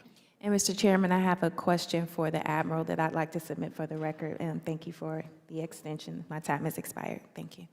Thank you. Thank you. Representative Jimenez. Thank you, Mr. Chairman, and it's been a really interesting hearing. I don't really care to fight China's war or fight them in their own neighborhood. And please correct me if I'm wrong, but would you say that China's weaknesses are food, energy, and exports? Somebody want to debate that? I would. Okay. You think they are capable of producing all the food they need? No, they're not. Are they capable of producing all the energy that they need? No. And the export, they have a totally dependent economy based on exports because their capacity to produce far exceeds their capacity to consume. Is that correct? I would agree. So would it behoove us to take the fight further out? In other words, if they want, you talk about blockading Taiwan, what do we blockade them? But not right next to them, but blockade them way out. All right, so you can't get their food supply, they can't get their energy supply. And what if we develop partnerships, mainly with Europe, and say, if you indeed attack Taiwan, then we'll put an embargo on your exports and wreck their economy. Would that be a deterrent? Yeah, I think it would be. I think we've been looking at what kind of economic security authorities we should pass ahead of time. In other words, I think it's incumbent on Congress to say to the President, if these things happen, this is what we expect, these are triggered. If you do that, that's that strong deterrent effect that says to China, if you attack, you will feel this economic pain. And I do believe that we could use legislation to then pull in our allies and partners to agree to that and create the kind of deterrent effect that gets at exactly what you want, which is pre-boom. Yeah, if you don't mind, that's why I think these relationships that I'm talking about, like, we're talking a lot about Taiwan. I mean, maybe because the hockey playoffs are going on. Like, Taiwan's like the puck, but there's a whole game going on around, and the movement elsewhere in South Asia, the work we're doing with India, Thailand, Vietnam, the work that we're doing with ASEAN countries, the work that we're doing out in Oceania, the work that we're doing in Northeast Asia, all of these areas are having massive pressure put on them by China. And so our partnerships, and again, geography and partnerships matter, and that's why having those forces out there to stay engaged, again, this is where the Department of Defense and the Department of State have to be hand in glove with these different areas because we can put pressure on China by that network of allies and partners and then countering them in each one of these areas where they are absolutely putting their thumb on the scale, trying to disrupt and fragment and fracture our network of allies and partners that we enjoy. If Xi Jinping wakes up one day and says, hey, the math doesn't work, I mean, even if I take over Taiwan, the impact on China as a whole is much greater than the gain that I get from China, then, you know, maybe, you know, it's not just about, treasure, blood, okay? It's about, and the number of men they're going to lose and the assets they're going to lose. It's about, hey, this is really going to hurt China. I mean, right now, when just with the threat of high tariffs, orders ceased, and China was looking at full warehouses and then people getting out of work, all right? So the pain inside of China is going to be much worse. Hey, all right, I got Taiwan. What's the gain to that? Versus what's going to be the pain inside China if the world stands up and says, no, we won't tolerate that. Yes. Could I just give you one other way to think about this, Congressman? I appreciate the approach. For 30 years since China's opening, the logic of global economics was a massive investment in China. And so as a result, until a couple of years ago, the greatest interdependence economically between any two nations is frankly probably between the United States and China. And if you ask what two countries are more interdependent but more uncomfortable with that interdependence, it's both the United States and China. And the only thing I would say, Congressman, we often discuss among ourselves, can you take this act and hurt them and put them under pressure? I have a different reading of what played out over the course of the last couple of days. I don't think it was just China that reevaluated. I think both countries blinked, because the truth is, if we take dramatic steps to distance ourselves economically, it will have consequences in both countries. The way I think we got to go about doing this, we need to invest more in capacities in the United States. We need to work more with allies and partners. We have to diversify these supply chains. But that is not an easy process, because we built up this interdependence for 30 years, and it will take more than just a couple of days to separate us. That is the direction that we're going, but it's going to be harder than we realize, Congressman. I know my time is up, and just my one comment is this. It took us 30 years to become addicts, all right? And we're not going to, wean ourselves off off this drug, really quickly, but wean ourselves we must. Thank you, and I yield back. Thank you. Representative Stanton. Thank you very much, Mr. Chairman. Chinese aggression can come militarily or economically. We've heard a lot about military threat today, but the second, coercion without violence, should also be of great concern to this committee. American commitment to Taiwan security is a commitment to defending American economic and national security interests. Taiwan has a special relationship with the United States, especially with my home state of Arizona. Taiwan is Arizona's third largest trading partner, and for decades, the two democracies have collaborated in key sectors like technology and defense. America has depended on Taiwan, the world's top manufacturer of semiconductors, to power everything from consumer electronics to our weapons systems. Now, Americans' over-reliance on Taiwanese chips has long been a bipartisan concern, one this Congress has sought to address, especially through our bipartisan Chips and Science Act, which encouraged chip makers like the Taiwanese Semiconductor Manufacturing Company to build more in the U.S., more specifically in Phoenix, Arizona. TSMC's investment in Arizona, $165 billion under construction and announced in total, is the single largest direct foreign investment in American history. They've broken ground on 3 fabs that are poised to make some of the most cutting-edge chips in the world, chips that will propel advancements in century-defining technology like AI, and make sure American defense systems remain the most sophisticated in the world. This much is clear. The strong economic ties between our two nations has been a boon to Arizona's economy and to American national security. As Ranking Member Krishnamurthy pointed out, a war over Taiwan would drop global GDP by $10 trillion, and losing access to Taiwan semiconductors would put the United States into an immediate Great Depression. The strong economic ties also act as a deterrent to Chinese aggression, whatever form they take. We can take a step now to strengthen that economic relationship between the U.S. and Taiwan by getting rid of double taxation. The House passed bipartisan legislation to do just that in an overwhelmingly bipartisan vote in January, and now we call on the Senate to act immediately. Taiwan is the United States' largest partner without tax treaty. This limits TSMC suppliers' ability to easily invest in the United States, and with it, limiting the strength of the U.S. conductor ecosystem. Secretary Campbell, can you expand upon this a little bit? Why are economic ties between the U.S. and Taiwan so critical to curbing Chinese aggression? Great. First of all, let me commend you and this committee and this group on the work you did on the double taxation treaty. I think, as you probably understand, you had allies inside the U.S. government that thought that this work is long overdue.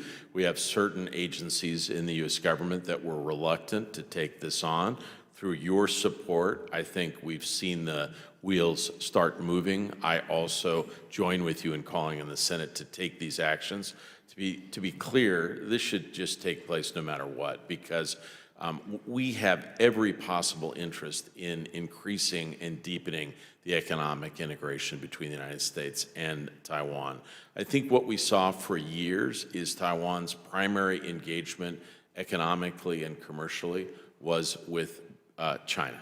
And those ties continue, but what we want to see is a diversification, not just with the United States, with other allies and partners, and that's taking place. If there is only one source of engagement economically and commercially, that creates the ability for another country to put a stranglehold on Taiwan. That's not in our strategic interests. I also want to just commend you, Congressman. I know the work that you have played in Arizona. We've faced some challenges over the course of the last couple of years. It's been your intervention, carefully building bridges with Taiwan, both on the industrial side and the political side, that has helped us overcome some of the challenges. I commend you on that. I appreciate you saying that. But it was a bipartisan effort in Arizona. I know, but you can take a compliment. Thank you. I believe that this administration's tariff policy has really hurt trust in the United States around the globe, sending unnecessary shocks through the markets, creating whiplash with each declaration, pause, and hike. And they stick a fork in the eye of our allies, the very allies we need to work with to compete against the Chinese Communist Party. That's not speculation. According to a recent poll in Morning Consult, tragically, China's global standing has surpassed that of the United States in 47 of the leading nations across the globe. As America retreats from our alliances, we leave open a void that CCP is all too happy to fill. Secretary Campbell, how does damage from the tariffs lower Taiwan's economic resilience to the PRC propaganda and economic coercion? So, look, there have been some other discussion, Congressman, about public sentiment globally. I think we're all concerned by that. But it is important that I think the world understands that Americans believe in these partnerships and these relationships. And they hear voices like yours and others that speak out about how this is, frankly, a bipartisan commitment in the United States and has been for decades. Ultimately, my own concern is countries, particularly in the Indo-Pacific, they're going to be prepared to make steps, to take steps if we put forward a predictable policy. And they may not like all the tariff stuff, but if they have an understanding of what is to be expected, they'll respond accordingly, even our closest allies. The challenge is the changes. So the administration in the last 3 months, about 55 to 60 different tariff actions, changes, sometimes announced in the morning, changed in the afternoon. That's not the way, and if you had business people here, they would say the same things. Need greater predictability. I commend the administration on the steps they're trying to take in a number of venues to try to reestablish a careful dialogue. We should see that through in the next couple of months, but we've got to get out of this, like, we're going to raise it in the morning and then we're going to change it tomorrow. That creates an environment where it's impossible for both governments and businesses to plan. Thank you. Thank you. I yield back. Representative Moran. Thank you, Mr. Chairman, and thank you to the witnesses today, Mr. Secretary, Admiral, and General. Thanks for your important conversation. Our strategic partnership with Taiwan is, in my opinion, one of the most important, and it's one that we must strengthen in the face of the threat of invasion, and frankly, because China is trying to isolate the United States and exclude us from influence in that region across the board. The U.S. has to take steps to stop that and to bolster our ally. In January, as Representative Stanton mentioned, we took a really important step in the House by passing the U.S.-Taiwan Expedited Double Tax Relief Act. I would join his call for the Senate to take action on that matter, to pass it and to get it to the President's desk.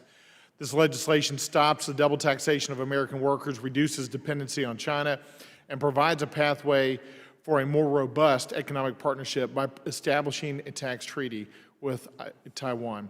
But this is just the first of many steps. You guys, I know Admiral and I have had lots of conversations. It's a multifaceted approach. As you know, it's not just economic, but it's diplomatic, it's a military approach, it's a holistic approach that we have to take to push back on the CCP's malign influence across the world.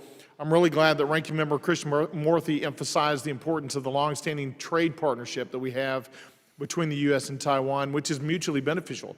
Over 90% of Taiwan's energy needs and approximately 70% of its food are imported, as you know, and a lot of that happens in and out of Texas. I want to ask Dr. Campbell, Secretary Campbell, other than importing more LNG from places like Alaska and Texas, how can Taiwan increase their energy resiliency? So what I'd really like you to do is ask the Admiral a question. One of the things that he's worked on is efforts to strengthen energy independence and capacity inside Taiwan. There are challenges on nuclear energy, but I believe some of the work that the Admiral has done in deep engagement with our colleagues in Taiwan have opened the door for certain new areas of cooperation. There is, I think there are plans underway to think about major new investments in natural gas in Alaska that could be important for Taiwan, but ultimately they are facing some urgent needs over the next 5 to 10 years. Maybe if I could. Yeah, Admiral, pick up the ball from there and talk more about the work that you've done, because it's critically important. So yeah, I agree that of their three sectors, telecommunications, energy, and finance, I think the one that's most vulnerable and will break their societal resilience is energy. They have, they get one LNG ship a day. Once they've missed 5 LNG ships, they're going to be out of LNG, right? That's a problem. That's liquid natural gas. You know, from my point of view, they need to bring the 2 nuclear power plants back. They're shutting down their final one today, in fact. They need to bring them back. That'll bring back about 8 or 9% of their grid. And then we need to figure out how to protect LNG. That means we need to set up, as I mentioned earlier, convoy schemes, reflagging schemes. We need to work with Australia, and we need to work with Alaska, because right now they're heavily dependent on Qatar. And despite, you know, whether we get a 747 for them or not, I think in the middle of a crisis, China's going to turn to Qatar and say, we buy 15 times more LNG than Taiwan. You need to stop delivering to one country. And Qatar is going to choose very quickly to stop delivering to Taiwan. So we need to get them secure in LNG. General, I'm going to come to you, because this idea of partnerships and collaboration around the world with our allies is a theme that I'm hearing from each one of you. So let's talk about it militarily. We know we need to strategically partner with folks that were mentioned earlier, like Australia, Japan, Korea, India, Vietnam, in the economic world. But talk about the military world and how important our alliances are with Australia in particular, but also Japan and Korea, and what we need to do to strengthen those partnerships. Well, since they've not been talked about much, I'll talk about Korea and Australia. I'll start with Australia. I mean, Australia, first of all, the AUKUS Pillar 1 and Pillar 2 are really important. I think we need to be paying more attention to Pillar 2 sometimes. It's AI, robotics, quantum computing, machine learning. By the way, the Australian military in the last number of years has basically decided to buy the ground and air systems of the United States Army as well. So it's not just the subs that are working together. That interoperability is strong. And I'll just jump to Korea very quickly. In my time out there here recently, in my time previously, I never saw South Korea, allow us to use equipment and capabilities from the Korean Peninsula into the region. But last year and the year before that, they did. And that is a sizable step forward, because South Korea needs to be seen in the region because of the strength of the alliance that we have between the United States and South Korea. And South Korea's presence out there in the region, again, when you look at South Korea, Japan, Taiwan, the Philippines, and Australia, that right there is the connection of a couple of continents, okay? But more importantly, the militaries there all share interoperability.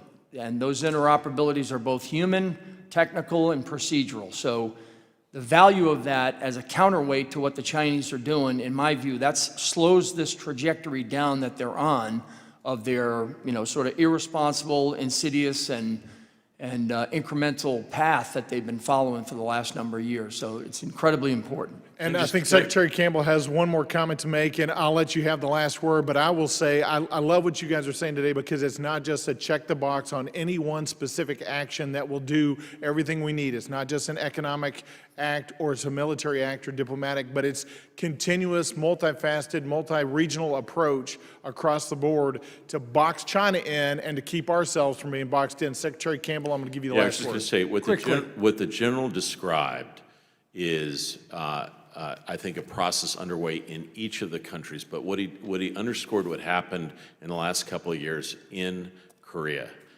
allowing U.S. forces to be used in regional contingencies or training, extraordinarily important. So I am more bullish about what's possible if we continue to build. I do want to just make one last point. Can you make it quickly? I will. Very quickly. I'll do it very else quickly. On energy and the importance of natural gas.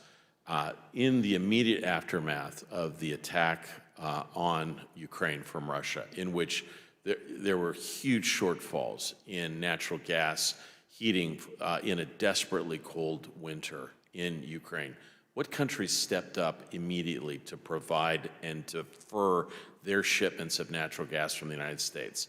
Japan, South Korea, and Taiwan. And so don't underestimate this linkage between the Indo-Pacific and Europe. They understand what happens in Ukraine is going to have significant long-term implications about what happens in Taiwan. Thank you, Mr. Campbell. Mr. Khanna, you're recognized. Thank you, Mr. Chair. Secretary Campbell, the big news today is Walmart CEO saying that they will have price hikes that are unprecedented in Walmart's history.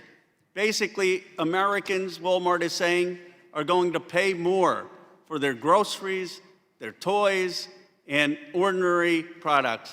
And Walmart CEO is saying these blanket tariffs are hurting ordinary Americans.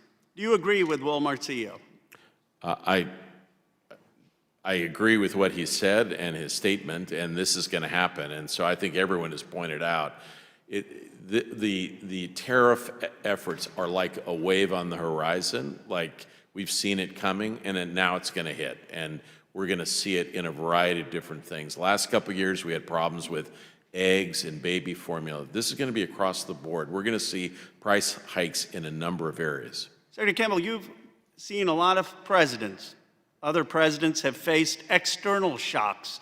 OPEC does something that causes inflation. Pandemics cause inflation.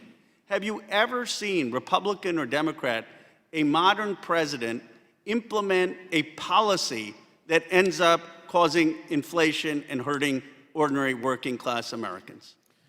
You know, I'm personally, look, there were problems, the economy that President Biden handed over in terms of inflation, but overall, the engines of the American economy were humming pretty well.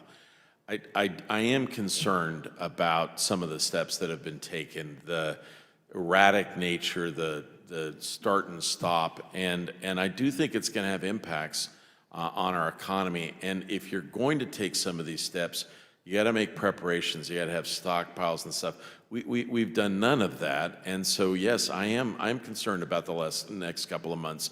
And what I'm also concerned about, you didn't mention this, but the people that are going to be hurt are the poorest in our country, and that's something that we have to be really concerned by. It's going to be people who shop at Walmart and work at Walmart, for example. I shop at Walmart. I like Walmart, but it's going to be, it's going to affect people who have the least, ability to absorb even small changes in food bills and the like. And so, yeah, I think you know, And this would be a fair distinction between President Biden and President Trump's policies. President Biden said we're going to build manufacturing by taxing wealthy people in my district and having funding for new steel and new manufacturing. President Trump saying, no, don't have the wealthy people in Rose District pay for it. Let's have the poorest working class Americans pay for it. Would you say that that's a fair distinction? Look, I'll just stand by what I'm saying. I don't think these steps are being undertaken in a carefully orderly way. And look, I worked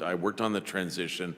There's some very able economic folks. I think. Where are they? Well, I guess Bassett, at least. No, Secretary Bissett, I think understands some of the challenges and is responsive to markets. But you would agree that this has been a destructive policy so far? I think elements of this have been erratic, and they have hurt the United States and hurt our people. What do you think of some of those folks? And I'm not taking the president out of context. I think his real view when he said, okay, we can only have 3 or 4 dolls, 3 or 4 toys. You know, when I used to have people visit the United States, relatives, they used to go in the grocery store, and you know what they loved to see?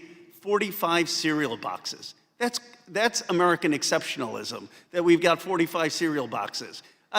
Do you know any American who only wants 3 toys or 4 toys? Look,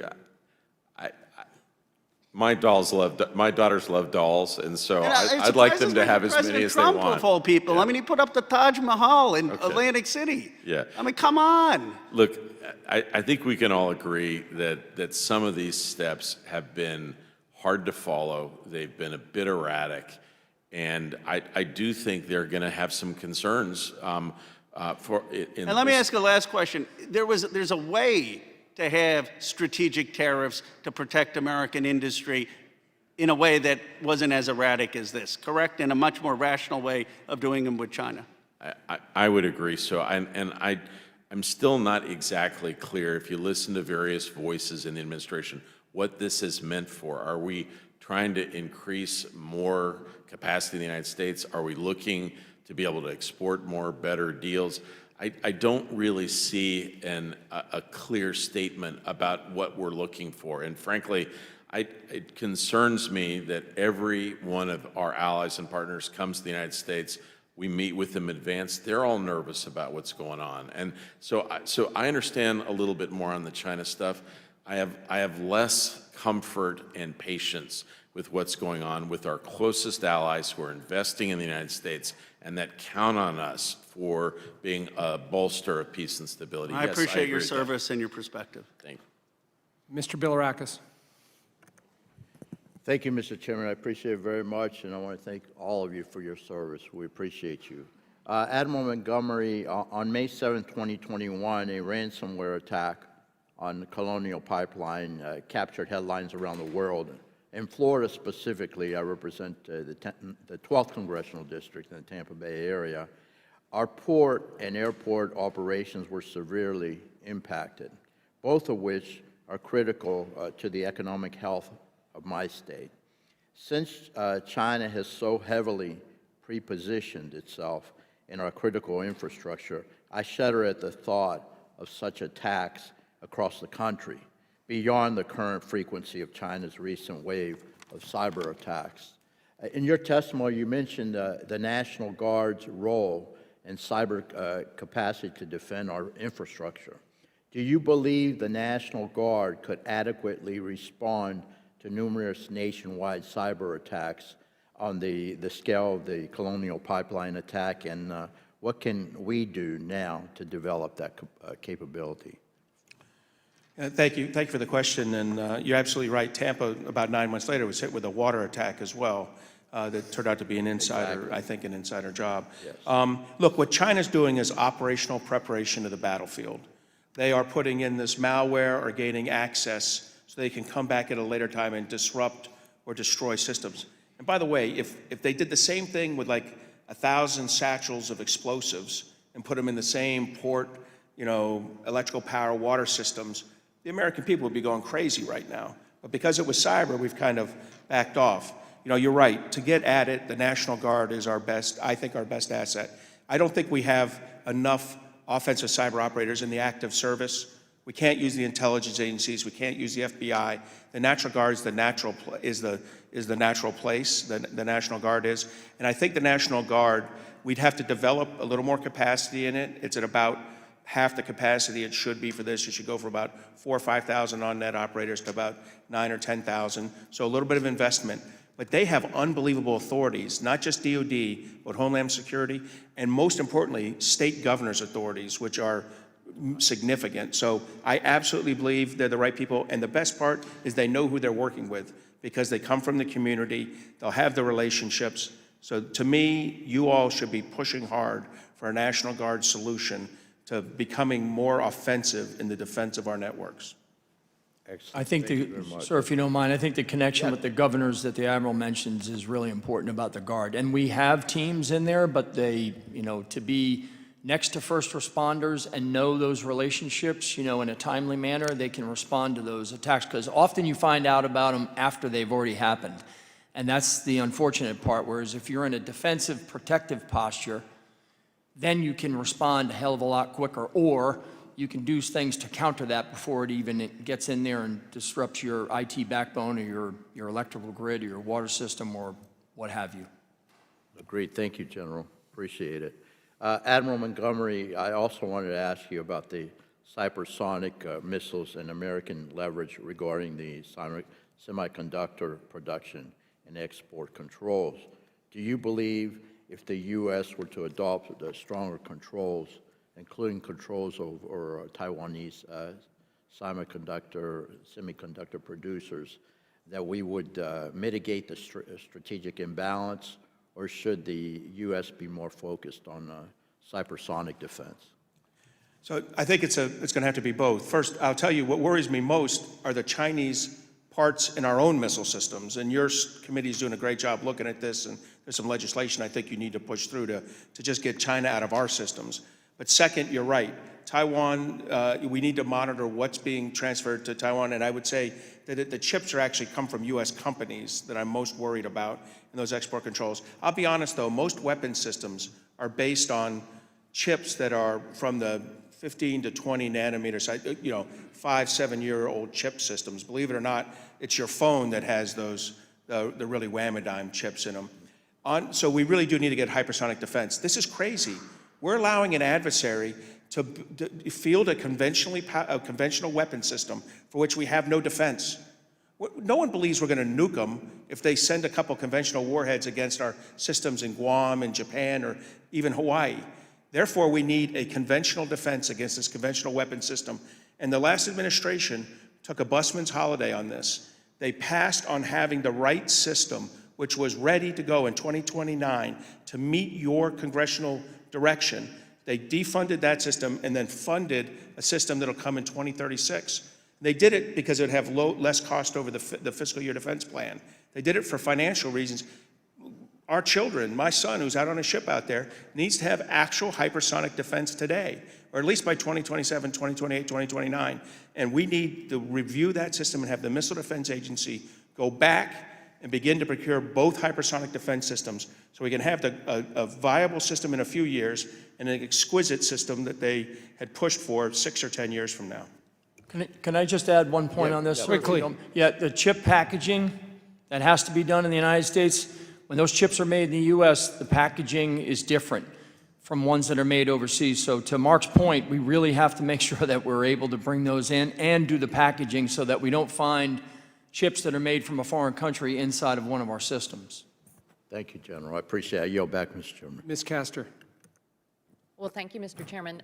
Thank you, gentlemen, for your service to the country and helping us to on a strategy to deter aggression from the Chinese Communist Party. And I hear you loud and clear. It has to be militarily and economically.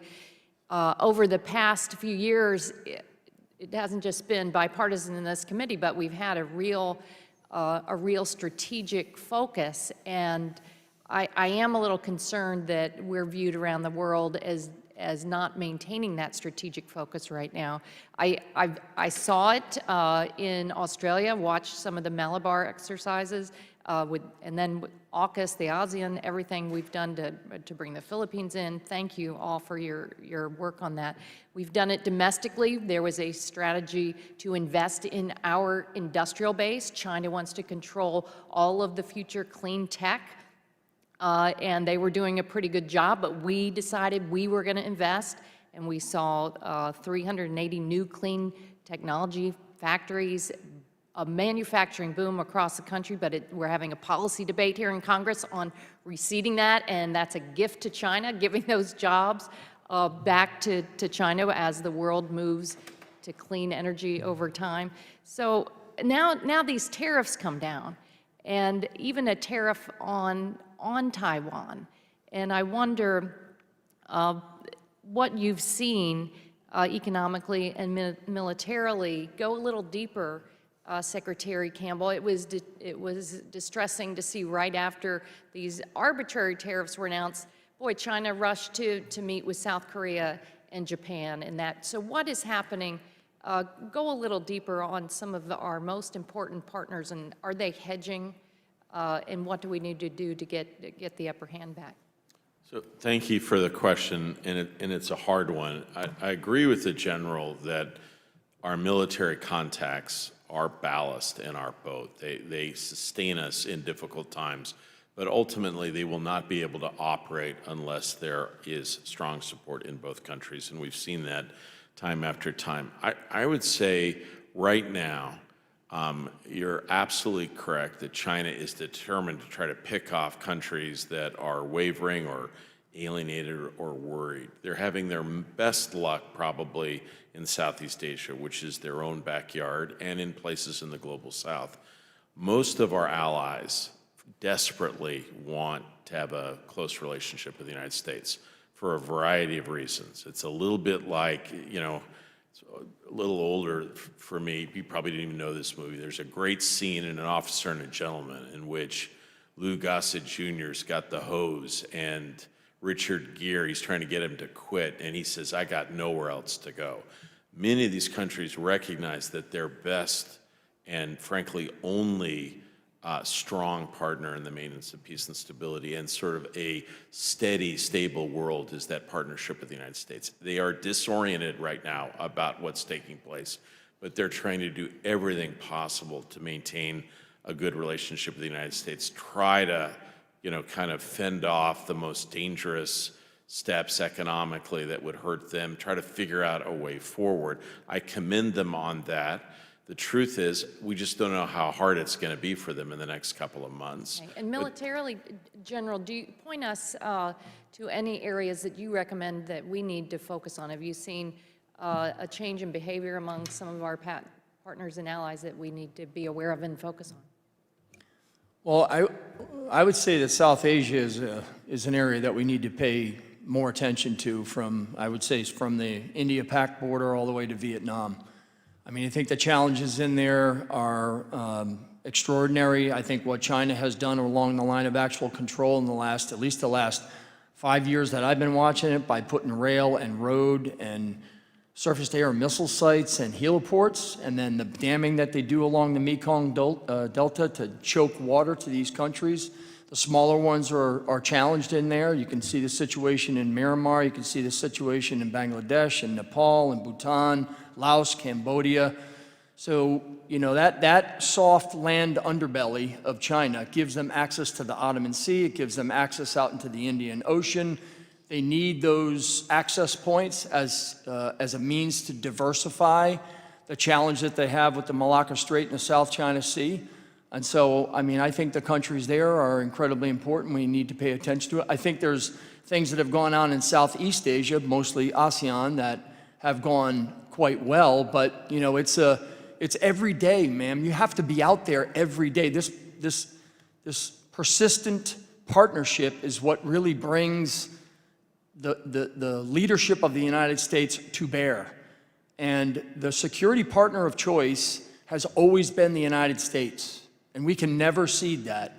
The challenge in the region is the economic partner of necessity sometimes, because it's in the neighborhood, is China. And so the countries out there are trying to balance all of this, and that's why it's so important that we're present. Thank you. Thank you. I want to thank the witnesses for being here today, for your valuable testimony on this important topic. I also serve on our House Intelligence Committee and are heavily focused on this issue. The title of today's hearing, Deterrence Amid Rising Tensions, Preventing CCP Aggression on Taiwan. When I explain to my constituents back home the issue of Taiwan, I think back over the last 25 years with China, and there's a narrative there that goes like this. 25 years ago, 20 years ago, Tibet was the big issue in China. Everybody talked about Tibet, human rights, sovereignty, the Dalai Lama. We don't talk about Tibet anymore. CCP has won in Tibet. They've suppressed all human rights. They've used forced labor and education camps, and so in many ways, they have won in Tibet. It's not even in our vernacular anymore that we talk about Tibet. Fast forward to Hong Kong and what's happened in Hong Kong. We all see it. We've all observed it. We talked about, a democratic movement in Hong Kong and it was going to be different. It's a surveillance state. And there's a reason why everybody has left, or lots of people have left Hong Kong to Singapore and other places because of what the Chinese have done in Hong Kong. But they've essentially won in Hong Kong. In terms of what we were supposedly going to do or what our allies were going to do, didn't work out. Now, in Xinjiang, little different story, but they're using the same tactics that they've used in Tibet and in Hong Kong. And as I think about Taiwan, they seem more emboldened than ever based on what they've been able to do through non-military efforts in Tibet, in Hong Kong, and in Xinjiang. And so there's that narrative there. And my question is, as we look at Taiwan, it doesn't seem like there's been any type of deterrence that worked in Tibet or Hong Kong or Xinjiang. Walk me, I know Taiwan is a little bit different than those other two in many different aspects, but the narrative that I just laid out, talk to me about the Chinese thinking as it relates to what they've done there and what they're going to do in Taiwan. Admiral, I'll start with you. So first, I do think it's a different scenario. It's a scenario where by the Taiwan Relations Act and by actions we've taken over the last 30 years, we are committed to ensuring that China does not impose a non-consensual solution on Taiwan. And we've made a lot of investments in that. So I do believe that there is an opportunity for deterrence here. But your implication's right. Deterrence is not just a capability or capacity to do something, but a belief that you're willing to do it. So I think what's really critical for us is a lot of the recommendations all three of us have pushed out here are about either building capacity to do something and prevent a Chinese coercive action, and then a credible belief that you're going to do it. It's been brought up here, our withdrawal from Afghanistan, our how we've supported Ukraine. Both those factors kind of make allies nervous about our commitment. They should make Taiwan nervous. So our job, Congress's job, is to be out there aggressively pushing legislation that makes the proper investments, both in weapon systems, munitions, but also diplomatically and economically, to signal to Taiwan that we're willing to fight and die with them. That's a tough signal, but it's one I believe in. I think it's one General Flynn believes in, and we spent our careers pushing. So I do believe we can do this deterrence, sir. General Flynn. What I would say is there's been some stops and starts, even though the Taiwan Relations Act, created that. But I'll just tell you from a military perspective, when I looked at and sized up their forces a couple of years ago, it was apparent to me that there was two-pronged problem. There was a part Taiwan problem, there was a part U.S. problem. But I do think, as I mentioned in my earlier testimony, that has changed. And I think that has changed dramatically because of the introduction of being able to train those forces. And so it gives them a degree of confidence that the United States is going to be there, and that the importance of them defending themselves and protecting their national sovereignty and their territorial integrity with their forces. And it is a whole of government effort on their part. I mean, their first responders, their military police command, are incredibly important to protecting their people. And so I just think that, in answer to your question, I think this momentum that we have right now has to be sustained. Otherwise, it will create doubt in the minds of the Taiwanese, and I don't think that's what we need there. And by the way, that will also go to the other countries in the region. If there's doubt there, there'll be doubt elsewhere, and I don't think that we can afford that as a country. We certainly can't afford it as in the region. Thank you. Mr. Torres. Thank you. America to me is the greatest country on earth, and there's no challenge that American ingenuity cannot overcome. But when it comes to the strategic competition with China, America is in a far more fragile position than most Americans realize, and China is a far more formidable rival than most realize. And so there's a sense in which we've been lulled by our superpower status into a false sense of security. And I want to ask about a few areas, starting with critical minerals.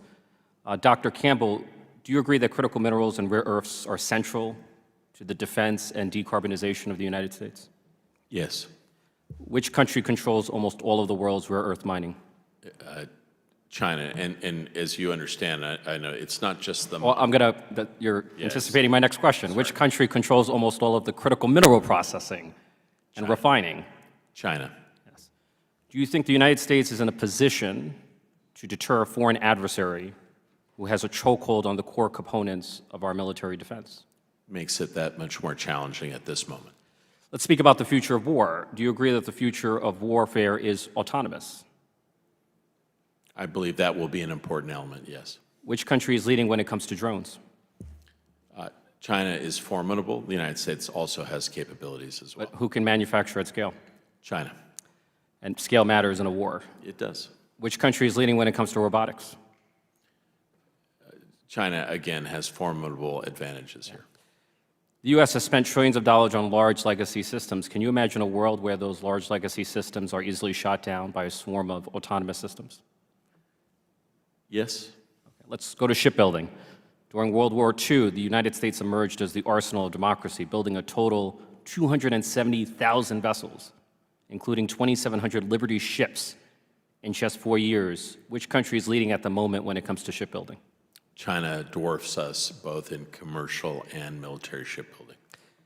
And the former Secretary of the Navy would agree with you. He said that one Chinese shipyard has more capacity than all of our ships combined.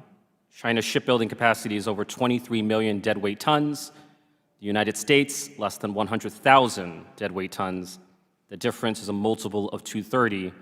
Do you think the United States is in a position to deter a country that has 230 times more shipbuilding capacity than we do? I think over the long term that becomes more challenging, yes. Energy, the future of energy. Solar is emerging as the dominant driver of new energy generation. Who is the leader in solar? China. And China not only has an advantage in a single stage of production, it dominates the whole supply chain for solar energy. Is that correct? That's correct. I'm not really sure what my role here is, just to say yes. No. Okay. All right. But that's, I think the point that you're making. Yeah. But I'm going to summarize, and then I'm going to ask each of you to. All right. So, but because I think it's important, the depth of America's vulnerability is poorly understood, even here in Congress, I feel. But China controls the critical minerals core to America's defense and decarbonization. It has 230 times more shipbuilding capacity than we do. It is so far dominating the autonomous future of warfare, and it is so far dominating the future of energy, you can give a much longer answer now. Is it fair to say, and I will ask this question of each of you, is it fair to say that we are catastrophically unprepared for a strategic competition with China?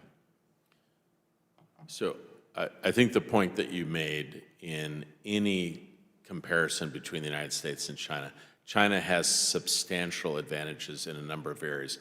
You didn't talk as much about technology, which I think is the key area that we have to worry about. You also touched a little bit on manufacturing. We're slightly ahead in AI. Well, I would just simply say, if you look at the critical technologies, AI, 5G, synthetic biology, and robotics, and look at where they came from 10 or 15 years ago and where we are today, I think even if we have a couple of months lead in a few areas, you got to be concerned. And so I think the general picture that you're painting is accurate. What we often hear right now are folks that point to a couple of weaknesses in China's overall approach: aging economy, indebtedness. The truth is China has substantial capacities that we're going to have to deal with, and ultimately they do have significant advantages in a number of areas that are going to be critical. So I'm completely aligned with you on Although speaking of indebtedness, we, the United States, are presently spending more on debt service than we are on our national defense. Yeah. I don't know if you have any further thoughts. I'll make a couple comments. I mentioned earlier steel, aluminum, battery magnets, microchips, and rare earth elements. These are things that we are way behind on, and the processing and manufacturing has left the United States. So we have to get it back so we can be able to protect the very things that we have to protect in order to build the things that you're alluding to: ships, satellites, airplanes, ground sensors, you name it. One other point not mentioned here today, though, but I'd like to make a comment, is that, so in order to diversify our supply chains, we also have to prevent tech piracy. And we have over 300,000 Chinese students that are doing PhD research, and they're in our graduate programs. And if even 10% or 5% of those were stealing because the research they're doing is being sent back to China, puts us at a huge disadvantage in trying to regain some of that space. And so I think it's not just the industrial strength of the organic industrial base with raw materials and rare earth elements, it's also preventing the tech piracy that's going on widely across our country. And that has to be addressed at the same time that we are talking about industrial strength. Let me add one quick thing. I do agree. Actually, our greatest strength to counter everything you said is our academia, is our research. I would not ban any one country's students for being here, but I would put strict procedural controls to make sure we don't lose intellectual property. But we need everyone, as we've had, to come in, share their ideas, think with us. Our entrepreneurship is our biggest strength alongside that academia, and I think we should fully exploit that. And any foreigner that wants to come in here, get their PhD here, and make money here for the United States tax base, I'm all for. We just need to have strict control. And yet we're defunding academia at the moment. So. Yeah, can I just say that ultimately our greatest... Thank you very much. The gentleman's time has expired. Thank you, Mr. Torres. Very good line of questioning. With that, I now recognize myself for 5 minutes. Gentlemen, thank you for being here, your decades of service. I'll begin with a story. It starts with a pineapple in Taiwan. 90% of Taiwan's pineapples go to mainland China. When mainland China decided they wanted to change prefecture races in local elections, they sent out a massive dictate that they would be embargoing local farmers in Taiwan. I'm from a farm state in Iowa. That makes a real impact. As a result, the Chinese effectively turned multiple prefectures across Taiwan against their own government in Taipei by electing communist-leaning local leaders. Admiral Montgomery, you're a senior director at the Center for Cyber and Technology. You've spoken about CCP propaganda, false flag operations in the digital domain. This is an opportunity for the CCP to change leadership in Taiwan, like the Taiwanese pineapple, without a shot being fired. Do you believe the CCP is capable of setting off a false flag invasion in Taiwan itself?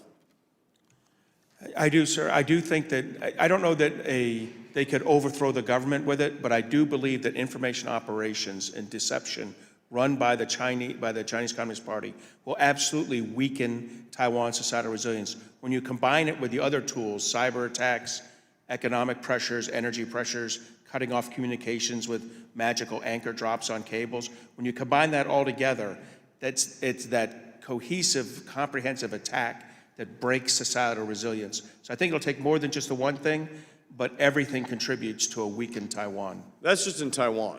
Let's talk about the rest of the world. Does the Chinese have a dedicated campaign plan in the information warfare space to influence other allies, not just in the Indo-PACOM area, but the entire region, or the entire world? Well, they do, yes. And they're running it aggressively. If you want to read Chinese language products in the United States, 92 to 95% come from the Chinese Communist Party. This is a real problem for us. We need to absolutely push back. I do feel like we need some of our tools back, like Radio Free Asia and others, to push back in, to get the truth out, the truth about American exceptionalism, the truth about what we're pushing forward, the truth about our allies and partners in Japan, Korea, and Taiwan. So you're absolutely right, sir. We are competing with a monolith in China, and we're going to need every tool possible. Could I tell you a story? General Flynn? So Yeah. this is happening not just in the United States, it's happening in other countries. Land is purchased near critical infrastructure. On that land, there's a Chinese company where the majority shareholders own a telecommunications company. On that land, they put towers. From those towers, they disseminate information. They go and purchase a media company, and then they buy bot farms that spread that disinformation and misinformation throughout all these countries. We know what's going on. We're watching it. We don't have enough capacity to go into each of these countries and counter it. But it is so pervasive out there in each one of these countries, it is damaging to the credibility of the United States. General Flynn, Admiral Montgomery, and certainly Secretary Campbell, I would propose that this committee look at a subcommittee specifically on Chinese propaganda and the way that it's softening the battle space for what will surely become a kinetic conflict if we don't stop it early.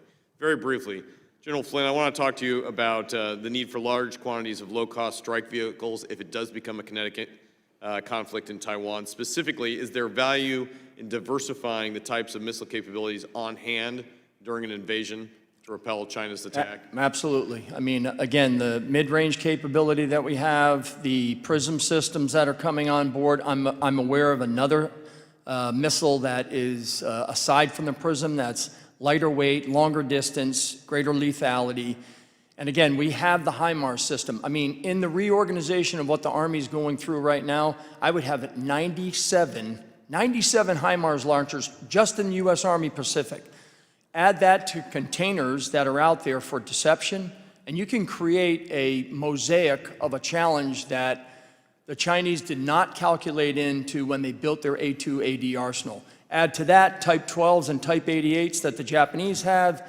Add to that BROMAS, which is what the Philippines have. I mean, you can create this ring of fire there that prevents them from even deciding to load up these Ro-Ros and start going across this strait. By the way, you know, the most high-risk, highly complex operation is a multi-mode assault into a country across a 100-mile strait. I mean, I get the 27 window, but honestly, I mean, I see they're rehearsing and preparing for it, but doggone, that is one hell of a complex operation. You're absolutely right. So for them to be able to pull that off, that's why we have to slow them down. And General Flynn, I think you open the window here that this cannot be America alone. This has to be an integrated operation, both what we do on the ground, in our communications, also in our kinetic response here, using a diversity of weapon systems.